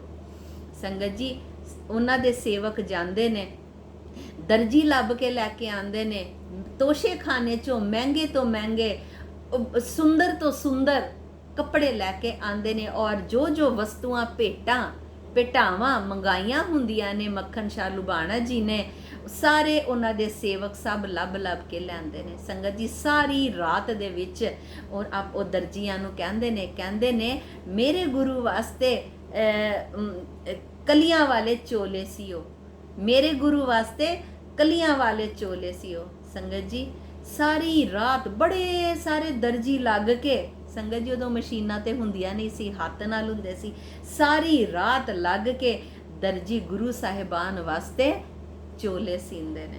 ਹੁਣ ਸੰਗਤ ਜੀ ਦਿਨ ਚੜ੍ਹਦਾ ਹੈ, ਮੱਖਣ ਸ਼ਾਹ ਲੁਬਾਣਾ ਜੀ ਬਹੁਤ ਖੁਸ਼ ਨੇ। ਦਿਨ ਚੜਿਆ, स्नान किया, संगत जी फिर जपजी साहब का पाठ किया। जपजी साहब पाठ करन तो बाद चो सुखमनी साहब जी का पाठ किया। पाठ करके उन्होंने बहुत सारी देग बनवाई, बहुत सारी देग बनवाई और अज देग दे विच उन्होंने मेवे पवाए। जदों देग तैयार हो गई उन्होंने अपने सेवकां नूं कहा देग चुको, नाल भेटावां चुकियां, 500 मोहरां गिण के चुकियां, नाल उन्होंने जो पातशाह दे चोले तैयार होए सी वो सारे भेटावां चोले देग चुक के वो पातशाह दे हुण दर्शनां वास्ते जा रहे ने और मन दे विच पूरा फुरना बनाया है कि अज मैं अपने पूरे गुरु नूं प्रगट करना है। जेड़ियां संगतां भटकियां होईयां ने, जेड़ियां संगतां आ के माया भेट कर रही ने ये नकली गुरुआं नूं और उन्हां दा मनोरथ भी पूरा नहीं हो रहा, मैं संगतां दे उत्ते उपकार करना है, मैं संगतां उत्ते परोपकार करना है, मैं गुरु नूं प्रगट करना है। हुण संगत जी वो जा रहे ने यही फुरना लैके कि मैं पातशाह नूं अज प्रगट करना है। अपना लाम लश्कर लैके भेटावां लैके मक्खण शाह लुबाणा जी तुर पे गुरु घर वाल। हुण संगत जी बाणी विच आंदा है नह विलंब धर्मंग विलंब पापंग, कि कोई भी धर्म का काम अगर तुसी करना है ना तो उहदे च विलंब, उहदे च देर नहीं करनी चाहिए। हाँ कोई पाप वाला काम करना है तो उहदे विच हमेशा देर करो कि ये काम अज नहीं असीं कल करांगे, क्योंकि कल फिर साडी वो समय निकल जाता है, साड़ी मत सिद्धि हो जाती है, असी कहने चल छोड़ दो, असी ये गलत काम नहीं करना। बाणी कहती है ਕਿ ਧਰਮ ਦਾ ਕੰਮ ਜਿੱਥੇ ਆ ਜਾਂਦਾ ਹੈ ਨਹਿ ਬਿਲੰਬ ਧਰਮੰ, ਕਿ ਧਰਮ ਦੇ ਕੰਮ 'ਚ ਕਦੀ ਦੇਰ ਨਹੀਂ ਕਰਨੀ ਚਾਹੀਦੀ। ਇਸ ਲਈ ਮੱਖਣ ਸ਼ਾਹ ਜੀ ਕਹਿੰਦੇ ਨੇ ਅੱਜ ਤੇ ਮੈਂ ਗੁਰੂ ਨੂੰ ਪ੍ਰਗਟ ਕਰਕੇ ਹੀ ਰਹਿਣਾ ਹੈ। ਤੁਰ ਪਏ। ਹੁਣ ਸੰਗਤ ਜੀ, ਜਦੋਂ ਸਿੱਖਾਂ ਨੇ ਦੇਖਿਆ, ਗੁਰੂ ਕੇ ਸਿੱਖਾਂ ਨੇ ਦੇਖਿਆ ਕਿ ਮੱਖਣ ਸ਼ਾਹ ਲੁਬਾਣਾ ਜੀ ਤੇ ਗੁਰੂ ਨੂੰ ਪ੍ਰਗਟ ਕਰਨ ਵਾਸਤੇ ਆ ਰਹੇ ਨੇ, ਹੁਣ ਸੰਗਤ ਜੀ ਉਹ ਜਾਂਦੇ ਨੇ ਮਾਤਾ ਨਾਨਕੀ ਜੀ ਦੇ ਕੋਲ। ਮਾਤਾ ਜੀ ਨੂੰ ਕਹਿੰਦੇ ਨੇ, ਮਾਤਾ ਜੀ ਜਿਹੜਾ ਇਹ ਸਿੱਖ ਆਇਆ ਹੈ ਨਾ, ਇਹ ਸਿੱਖ ਕੱਲ ਗੁਰੂ ਸਾਹਿਬ ਨੂੰ ਮਿਲ ਕੇ ਗਿਆ ਹੈ ਔਰ ਇਹਦਾ ਭਰੋਸਾ ਆਪ ਜੀ ਦੇ ਪੁੱਤਰ ਦੇ ਉੱਤੇ ਵੱਜ ਗਿਆ ਹੈ ਕਿ ਇਹੀ ਪੂਰਾ ਗੁਰੂ ਹੈ, ਇਹੀ ਪੂਰਾ ਗੁਰੂ ਹੈ ਔਰ ਇਹ ਬੜਾ ਸ਼ਰਧਾਲੂ ਹੈ, ਬੜੀ ਦੂਰੋਂ ਆਇਆ ਹੈ, ਬੜੀ ਸ਼ਰਧਾ ਲੈ ਕੇ ਆਇਆ ਹੈ, ਬੜੇ ਭਰੋਸੇ ਨਾਲ ਆਇਆ ਹੈ। ਪਾਤਸ਼ਾਹ ਨੇ ਇਹਦੇ ਸ਼ੰਕੇ ਦੂਰ ਕੀਤੇ ਨੇ। ਪਰ ਮਾਤਾ ਜੀ ਪਰਸੋਂ ਜਦੋਂ ਅਸੀਂ ਗੁਰੂ ਸਾਹਿਬ ਦੇ ਕੋਲ ਬੈਠੇ ਸੀ ਔਰ ਅਸੀਂ ਗੁਰੂ ਸਾਹਿਬਾਨ ਨੂੰ ਕਿਹਾ ਸੀ ਕਿ ਬਾਹਰ ਚੱਲ ਕੇ ਆਪਣਾ ਆਸਨ ਲਗਾਓ, ਤੇ ਗੁਰੂ ਸਾਹਿਬ ਨੇ ਬੜਾ ਸਖਤ ਬਚਨ ਕੀਤਾ ਸੀ। ਗੁਰੂ ਸਾਹਿਬ ਨੇ ਕਿਹਾ ਸੀ ਕਿ ਜੋ ਸਾਨੂੰ ਪ੍ਰਗਟ ਕਰੇਗਾ ਦਰਗਾਹ ਦੇ ਵਿੱਚ ਉਹਦਾ ਮੁਖ ਕਾਲਾ ਹੋਏਗਾ। ਤੇ ਮਾਤਾ ਜੀ ਜੇ ਤੁਸੀਂ ਆਗਿਆ ਦਿਓ ਤੇ ਅਸੀਂ ਉਹ ਸਿੱਖ ਨੂੰ ਜਾ ਕੇ ਦੱਸ ਦਈਏ, ਮੱਖਣ ਸ਼ਾਹ ਨੂੰ ਜਾ ਕੇ ਦੱਸ ਦਈਏ। ਇਹ ਨਾ ਹੋਏ ਕਿ ਉਹ ਤੇ ਦੇਖੋ ਕੋਈ ਭਲਾ ਕੰਮ ਕਰਨ ਆ ਰਿਹਾ, ਮਾਤਾ ਜੀ ਉਹ ਤੇ ਭਲਾ ਕੰਮ ਕਰਨ ਆ ਰਿਹਾ, ਇਹ ਨਾ ਹੋਏ ਕਿ ਉਹਦਾ ਕੰਮ ਵਿਗੜ ਜਾਏ, ਇਹ ਨਾ ਹੋਏ ਕਿ ਉਹ ਚੰਗਾ ਕੰਮ ਕਰਨ ਆ ਰਿਹਾ ਤੇ ਉਹਨੂੰ ਦੁੱਖ ਭੋਗਣਾ ਪਵੇ, ਕਿਉਂਕਿ ਪਾਤਸ਼ਾਹ ਨੇ ਤੇ ਬਚਨ ਕਰ ਦਿੱਤਾ ਹੋਇਆ ਹੈ ਕਿ ਉਹਦਾ ਮੁਖ ਦਰਗਾਹ ਦੇ ਵਿੱਚ ਕਾਲਾ ਹੋਏਗਾ।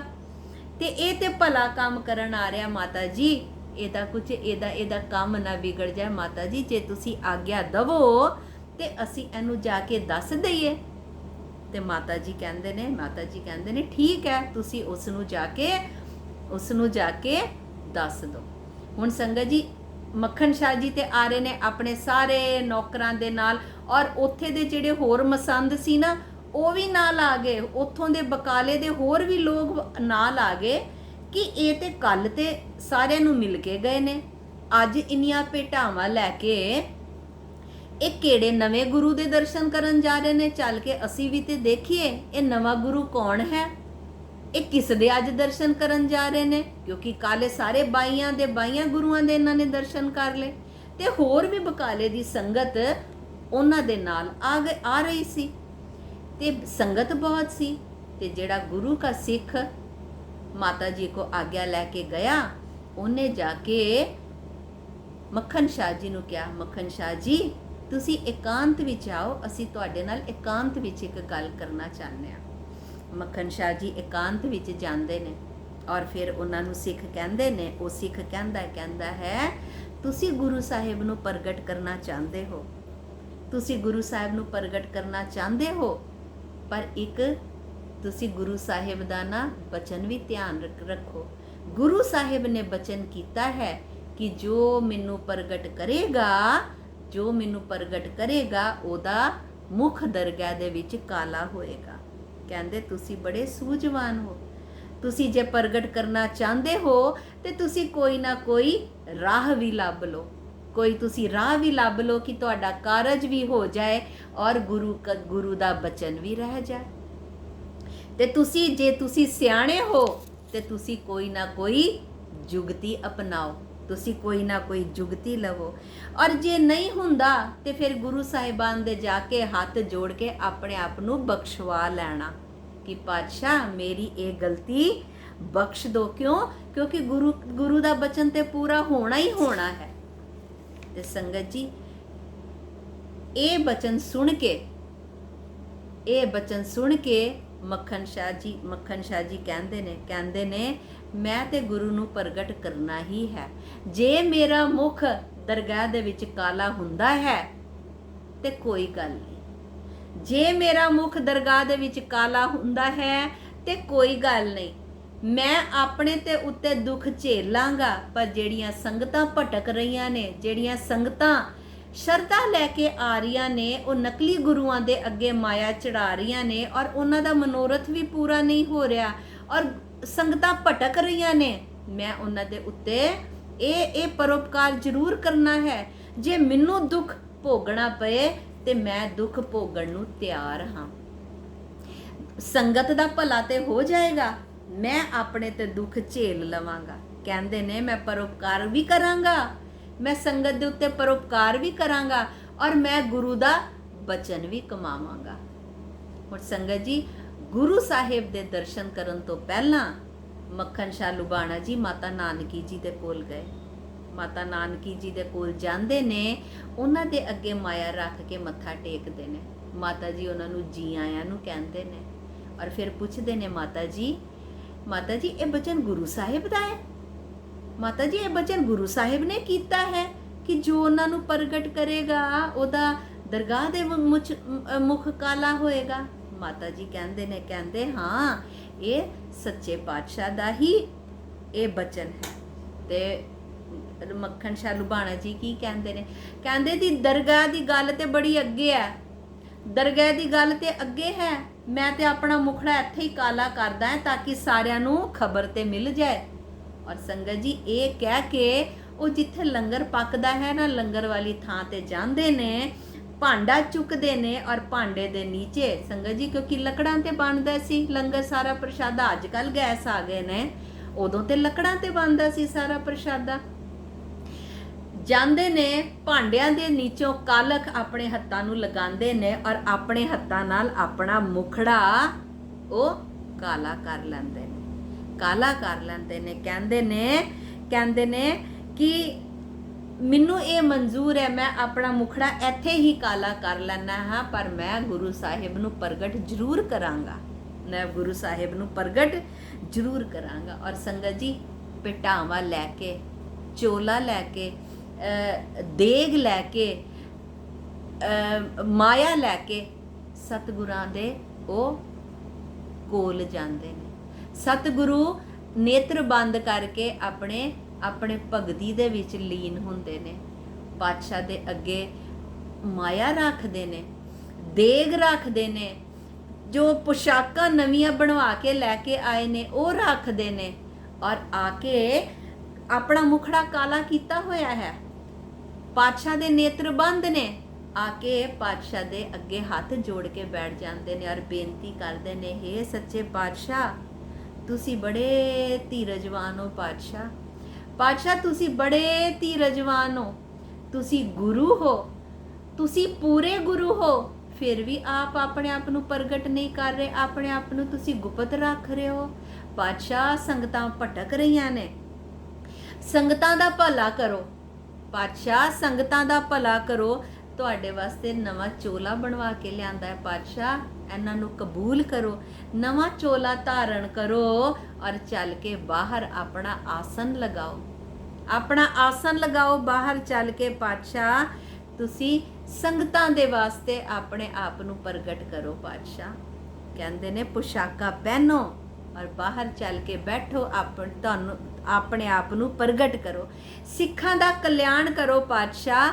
ਉਹਨਾਂ ਦੇ ਮਨਾਂ ਦੇ ਵਿੱਚ ਕਿੰਨੀਆਂ ਸ਼ੰਕਾਵਾਂ ਨੇ, ਉਹ ਸਾਰੇ ਗੁਰੂਆਂ ਦੇ ਕੋਲ ਭੇਟਾਂ ਲੈ ਕੇ ਨਕਲੀ ਗੁਰੂਆਂ ਕੋ ਜਾ ਰਹੀਆਂ ਨੇ ਪਾਤਸ਼ਾਹ, ਉਹਨਾਂ ਦਾ ਮਨੋਰਥ ਪੂਰਾ ਨਹੀਂ ਹੋ ਰਿਹਾ, ਔਰ ਉਹਨਾਂ ਦੇ ਮਨਾਂ ਦੇ ਵਿੱਚ ਸ਼ੰਕਾ ਹੈ ਕਿ ਕੌਣ ਹੈ ਪੂਰਾ ਗੁਰੂ। ਪਾਤਸ਼ਾਹ, ਉਹਨਾਂ ਦੀਆਂ ਸ਼ੰਕਾਵਾਂ ਦੂਰ ਕਰੋ, ਔਰ ਬੇਨਤੀਆਂ ਕਰੀ ਜਾ ਰਹੇ ਨੇ, ਨਮਰ ਹੋ ਕੇ ਬੇਨਤੀਆਂ ਕਰ ਰਹੇ ਨੇ। ਸੰਗਤ ਜੀ, ਜਦੋਂ ਪਾਤਸ਼ਾਹ ਨੇ ਆਪਣੇ ਨੇਤਰ ਖੋਲੇ ਤੇ ਦੇਖਿਆ ਕਿ ਇਹ ਤੇ ਮੱਖਣ ਸ਼ਾਹ ਜੀ ਤੇ ਆਪਣਾ ਮੁਖ ਪਹਿਲਾਂ ਹੀ ਕਾਲਾ ਕਰਕੇ ਆਏ ਹੋਏ ਨੇ, ਤੇ ਸਮਝ ਗਏ ਕਿ ਇਹਨਾਂ ਨੂੰ ਬਚਨ ਪਤਾ ਚੱਲ ਗਿਆ, ਇਹਨਾਂ ਨੂੰ ਬਚਨ ਪਾਲਣਾ ਆ ਗਿਆ, ਸਮਝ ਗਏ ਕਿ ਦਰਗਾਹ ਦੇ ਵਿੱਚ ਮੁਖ ਕਾਲਾ ਹੋਏਗਾ, ਇਸ ਲਈ ਇਹ ਆਪਣਾ ਮੁਖ ਪਹਿਲਾਂ ਹੀ ਕਾਲਾ ਕਰਕੇ ਆ ਗਏ। ਔਰ ਪਾਤਸ਼ਾਹ ਬਚਨ ਕਰਦੇ ਨੇ, ਕਹਿੰਦੇ ਪ੍ਰਗਟ ਕਰਨ ਤੇ ਨਹਿ ਤੂੰ ਟਰਿਓ। ਮੱਖਣ ਸ਼ਾਹ ਲੁਬਾਣਾ, ਤੂੰ ਸਾਨੂੰ ਪ੍ਰਗਟ ਕਰਨ ਤੇ ਤੂੰ ਟਰਿਆ ਨਹੀਂ, ਤੂੰ ਟਲਿਆ ਨਹੀਂ ਸਾਨੂੰ ਪ੍ਰਗਟ ਕਰਨ ਤੋਂ। ਕਹਿੰਦੇ ਨੇ ਇਹ ਬੜੀ ਵੱਡੀ ਪੰਡ ਹੈ, ਇਹ ਗੁਰੂ ਨਾਨਕ ਪਾਤਸ਼ਾਹ ਦੀ ਗੱਦੀ, ਇਹ ਬੜੀ ਵੱਡੀ ਪੰਡ ਹੈ, ਇਹਨੂੰ ਸਾਂਭਣਾ ਬੜਾ ਔਖਾ ਹੈ। ਇਹ ਤੇ ਬੜਾ, ਤੂੰ ਤੇ ਇੱਥੇ ਹੀ ਮੁਖ ਕਾਲਾ ਕਰਕੇ ਆ ਗਿਆ ਹੈ, ਜਿਹੜਾ ਮੁਖ ਤੇਰਾ ਦਰਗਾਹ ਦੇ ਵਿੱਚ ਕਾਲਾ ਹੋਣਾ ਸੀ ਨਾ, ਤੂੰ ਤੇ ਇੱਥੇ ਹੀ ਕਰਕੇ ਤੂੰ ਆਪਣਾ ਇਹ ਭਾਰ ਉਤਾਰ ਲਿੱਤਾ ਹੈ, ਤੂੰ ਤੇ ਇੱਥੇ ਹੀ। ਸੰਗਤ ਜੀ, ਪਾਤਸ਼ਾਹ ਨੇ ਤੇ ਇੱਥੇ ਹੀ ਉਹਨਾਂ ਦੀ ਭੁੱਲ ਬਖਸ਼ਾਤੀ। ਕਹਿੰਦੇ ਜਿਹੜਾ ਦਰਗਾਹ ਦੇ ਵਿੱਚ ਤੇਰਾ ਮੁਖ ਕਾਲਾ ਹੋਣਾ ਹੈ ਨਾ, ਤੇ ਤੂੰ ਤੇ ਇੱਥੇ ਹੀ ਮੁਖੜਾ ਆਪਣਾ ਕਾਲਾ ਕਰਕੇ ਤੂੰ ਤੇ ਆਪਣਾ ਭਾਰ ਲਾ ਦਿੱਤਾ ਹੈ। ਕਹਿੰਦੇ ਨੇ ਤੂੰ ਸਾਨੂੰ ਕਿਉਂ ਪ੍ਰਗਟ ਕਰਨਾ ਚਾਹੁੰਦਾ ਹੈ? ਤੂੰ ਸਾਨੂੰ ਕਿਉਂ ਪ੍ਰਗਟ ਕਰਨਾ ਚਾਹੁੰਦਾ ਹੈ? ਤੇਰਾ ਮਨੋਰਥ ਪੂਰਾ ਹੋ ਗਿਆ ਹੈ, ਤੇਰੀ ਅਸੀਂ ਰੱਖਿਆ ਕੀਤੀ ਹੈ, ਤੇਰੀ ਸਹਾਇਤਾ ਕੀਤੀ ਹੈ, ਤੇ ਤੂੰ ਸਾਨੂੰ ਪ੍ਰਗਟ ਕਰਕੇ ਤੈਨੂੰ ਕੀ ਲਾਭ ਮਿਲਣਾ ਹੈ? ਕਹਿੰਦੇ ਸਾਨੂੰ ਤੂੰ ਇੱਥੇ ਹੀ ਰਹਿਣ ਦੇ। ਉਹ ਕਹਿੰਦੇ ਇਹ ਜਿਹੜੇ ਸੋਢੀ ਨੇ ਨਾ, ਇਹ ਪ੍ਰਗਟ ਹੋਵਾਂਗੇ, ਇਹ ਸੋਢੀਆਂ ਨੇ ਈਰਖਾ ਕਰਨੀ ਹੈ, ਲੜਾਈਆਂ ਝਗੜੇ ਹੋਣੇ ਨੇ, ਤੇ ਤੈਨੂੰ ਸਾਨੂੰ ਪ੍ਰਗਟ ਕਰਕੇ ਕੀ ਮਿਲਣਾ ਹੈ? ਪਾਤਸ਼ਾਹ ਕਹਿੰਦੇ ਨੇ ਜਿਹੜਾ ਬੜਾ ਸ਼ਕਤੀਸ਼ਾਲੀ ਬੰਦਾ ਹੈ ਨਾ, ਉਹ ਹੀ ਇਹ ਸਭ ਸਾਂਭ ਸਕਦਾ ਹੈ। ਸੰਗਤ, ਪਾਤਸ਼ਾਹ ਕਿੰਨੇ ਸਮਰੱਥ ਨੇ, ਕਿੰਨੇ ਵੱਡੇ ਨੇ, ਔਰ ਕਿੰਨੀ ਨਿਮਰਤਾ ਗੁਰੂ ਹੋ ਕੇ ਵੀ ਕਹਿ ਰਹੇ ਨੇ। ਕਹਿੰਦੇ ਨੇ ਇਹ ਇੰਨੀ ਵੱਡੀ ਪੰਡ ਹੈ, ਇਹ ਗੁਰੂ ਨਾਨਕ ਪਾਤਸ਼ਾਹ ਦੀ ਗੱਦੀ ਇੰਨੀ ਵੱਡੀ ਪੰਡ ਹੈ ਕਿ ਇਹ ਸਾਂਭਣ ਵਾਲਾ ਕੋਈ ਬੜਾ ਹੀ ਵੱਡਾ ਸਮਰੱਥ ਚਾਹੀਦਾ ਹੈ, ਬੜਾ ਹੀ ਵੱਡਾ ਸ਼ਕਤੀਸ਼ਾਲੀ ਚਾਹੀਦਾ ਹੈ। ਤੇ ਮੱਖਣ ਸ਼ਾਹ, ਤੈਨੂੰ ਸਾਨੂੰ ਪ੍ਰਗਟ ਕਰਕੇ ਕੀ ਲੈਣਾ ਹੈ? ਅਸੀਂ ਤੇਰੀ ਸਹਾਇਤਾ ਕਰਤੀ ਹੈ, ਤੇਰਾ ਜਹਾਜ਼ ਪਾਰ ਉਤਾਰਾ ਕਰਤਾ ਹੈ, ਤੂੰ ਸੰਗਤ ਦੀ ਮਾਇਆ ਤੂੰ ਸਾਨੂੰ ਦੇਤੀ ਹੈ, ਤੂੰ ਆਪਣੀ ਸਿੱਖੀ ਦਾ ਫਰਜ਼ ਪੂਰਾ ਕਰ ਦਿੱਤਾ ਹੈ, ਤੇ ਹੁਣ ਤੂੰ ਜਾ ਆਪਣੇ ਦੇਸ਼ ਵੱਲ, ਤੂੰ ਜਾ ਆਪਣੇ ਦੇਸ਼ ਵੱਲ।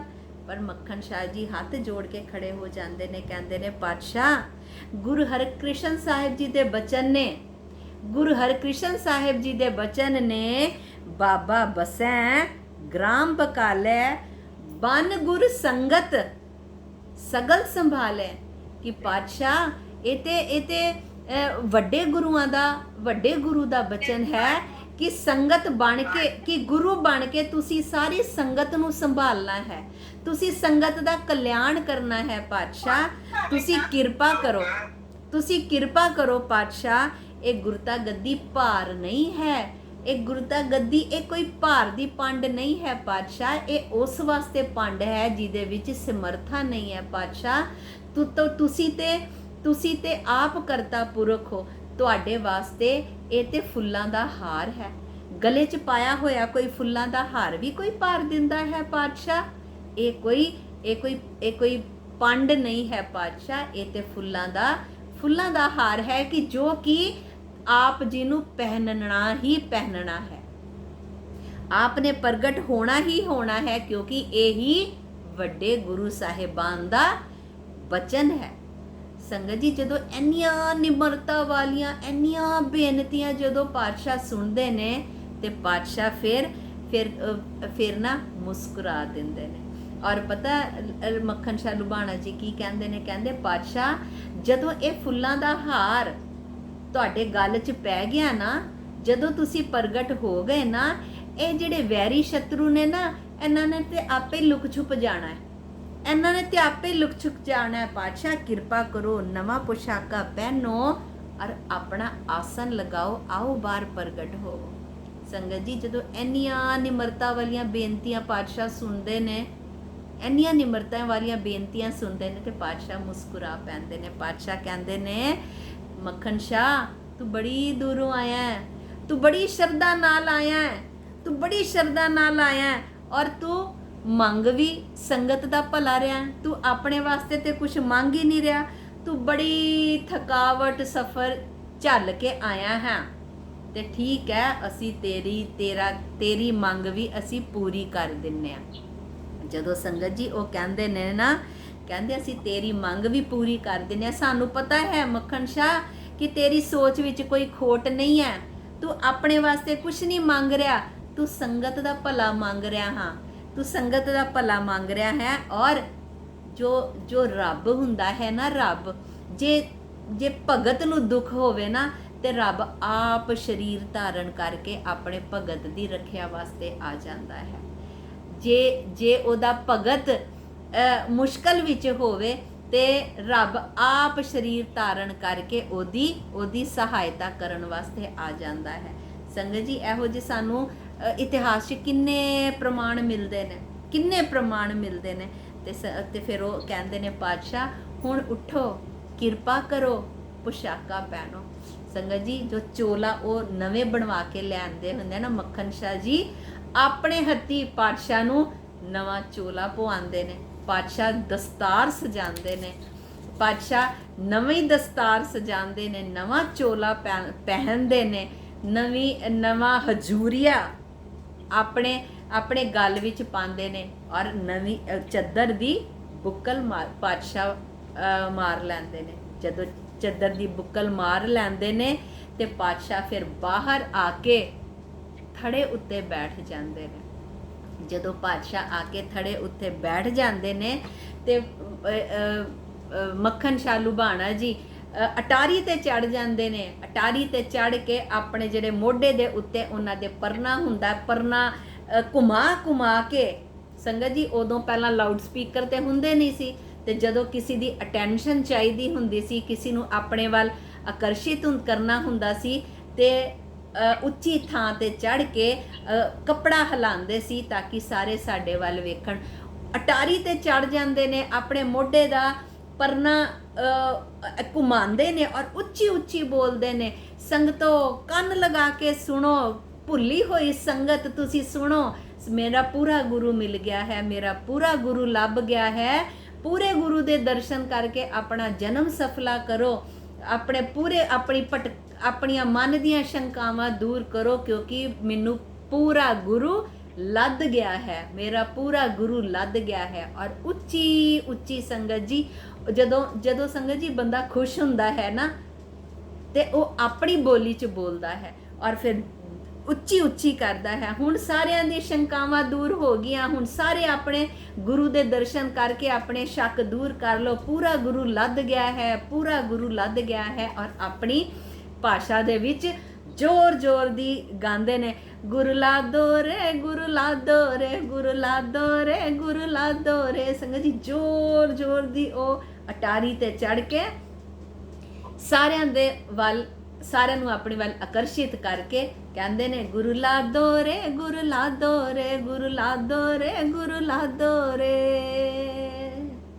ਸੰਗਤ ਜੀ ਇਸ ਤਰ੍ਹਾਂ ਮੱਖਣ ਸ਼ਾਹ ਲੁਬਾਣਾ ਜੀ ਪਾਤਸ਼ਾਹ ਨੂੰ ਪ੍ਰਗਟ ਕਰਦੇ ਨੇ, ਔਰ ਗੁਰੂ ਲਾਦੋ ਰੇ ਜਿਹੜਾ ਦਿਵਸ ਹੈ ਉਹ ਸਾਰੀ ਸੰਗਤਾਂ ਮਨਾਉਂਦੀਆਂ ਨੇ ਜਦੋਂ ਪਾਤਸ਼ਾਹ ਪ੍ਰਗਟ ਹੋਏ। ਔਰ ਪਾਤਸ਼ਾਹ ਨੂੰ ਪ੍ਰਗਟ ਕਰਨ ਦਾ ਇਹਦੇ ਵਿੱਚ ਯੋਗਦਾਨ ਮੱਖਣ ਸ਼ਾਹ ਲੁਬਾਣਾ ਜੀ ਦਾ ਬਹੁਤ ਵੱਡਾ ਯੋਗਦਾਨ ਹੈ। ਪਾਤਸ਼ਾਹ ਨੂੰ ਪ੍ਰਗਟ ਕੀਤਾ।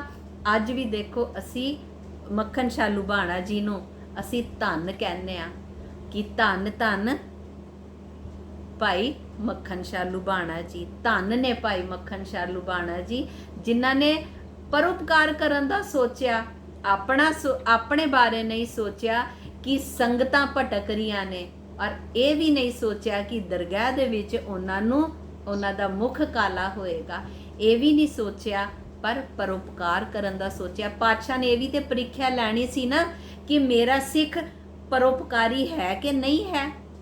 ਪਾਤਸ਼ਾਹ ਨੇ ਇਹ ਵੀ ਤੇ ਪ੍ਰੀਖਿਆ ਲੈਣੀ ਹੁੰਦੀ ਹੈ ਨਾ ਆਪਣੇ ਗੁਰੂ ਦੀ।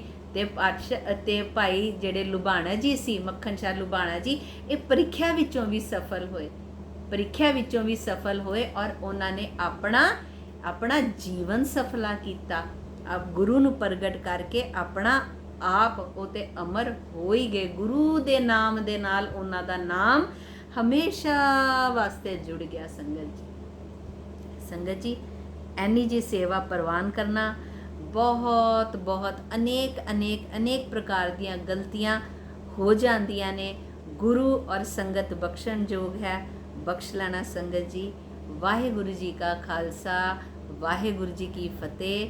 ਸੰਗਤ ਜੀ ਆਓ ਮਿਲ ਕੇ ਦੋ ਪੰਕਤੀਆਂ ਅਸੀਂ ਪੜ੍ਹੀਏ ਕਿ ਗੁਰ ਤੇਗ ਬਹਾਦਰ ਸਿਮਰਿਐ, ਗੁਰ ਤੇਗ ਬਹਾਦਰ ਸਿਮਰਿਐ, ਕਰ ਨੋ ਨਿਦ ਆਵੈ ਤਾਏ, ਸਭ ਥਾਈ ਹੋਏ ਸਹਾਇ, ਸਭ ਥਾਈ ਹੋਏ ਸਹਾਇ, ਸਭ ਥਾਈ ਹੋਏ ਸਹਾਇ। श्री हरि कृष्ण ਧਿਆਈਐ, श्री हरि कृष्ण ਧਿਆਈਐ, जिस डिठे सब दुख जाए, जिस डिठे सब दुख जाए, जिस डिठे सब दुख जाए, जिस डिठे सब दुख जाए। तेग बहादुर सिमरिए, तेग बहादुर सिमरिए, कर नौ निध आवे ताए, सब थाई होए सहाय, सब थाई होए सहाय, सब थाई होए सहाय, सब थाई होए सहाय। संगत जी पूरे भरोसे नाल, पूरी दृढ़ता दे नाल, पूरी एकाग्रता दे नाल अगर गुरु दे चरणां दे विच अरदास करिए ते गुरु सब थाई होए सहाय। संगत जी ऐनी जी दी सेवा दे नाल आग्या बख्शो। वाहिगुरु जी का खालसा, वाहिगुरु जी की फतेह। श्लोक पवन गुरु पाणी पिता, माता तरत महत, दिवस रात दोए दाई दाया, खेले सगल जगत, चंगियाइयां बुराइयां वाचे धर्म दूर, करमी आपो अपनी के नेड़े के दूर, जिनी नाम त्याया गए मुशक्कत काल, नानक ते मुख उजले केती छुट्टी नाल, जिनी नाम त्याया गए मुशक्कत काल, नानक ते मुख उजले केती छुट्टी नाल। मुशक्कत काली मक्खन शाह लुबाना जी ने, और किन्नी मुशक्कत काली, और देखो उन्हां दे मुख उजला हो गया। संगत जी मुख उन्हां दा उजला हो गया। वाहिगुरु जी का खालसा, वाहिगुरु जी की फतेह।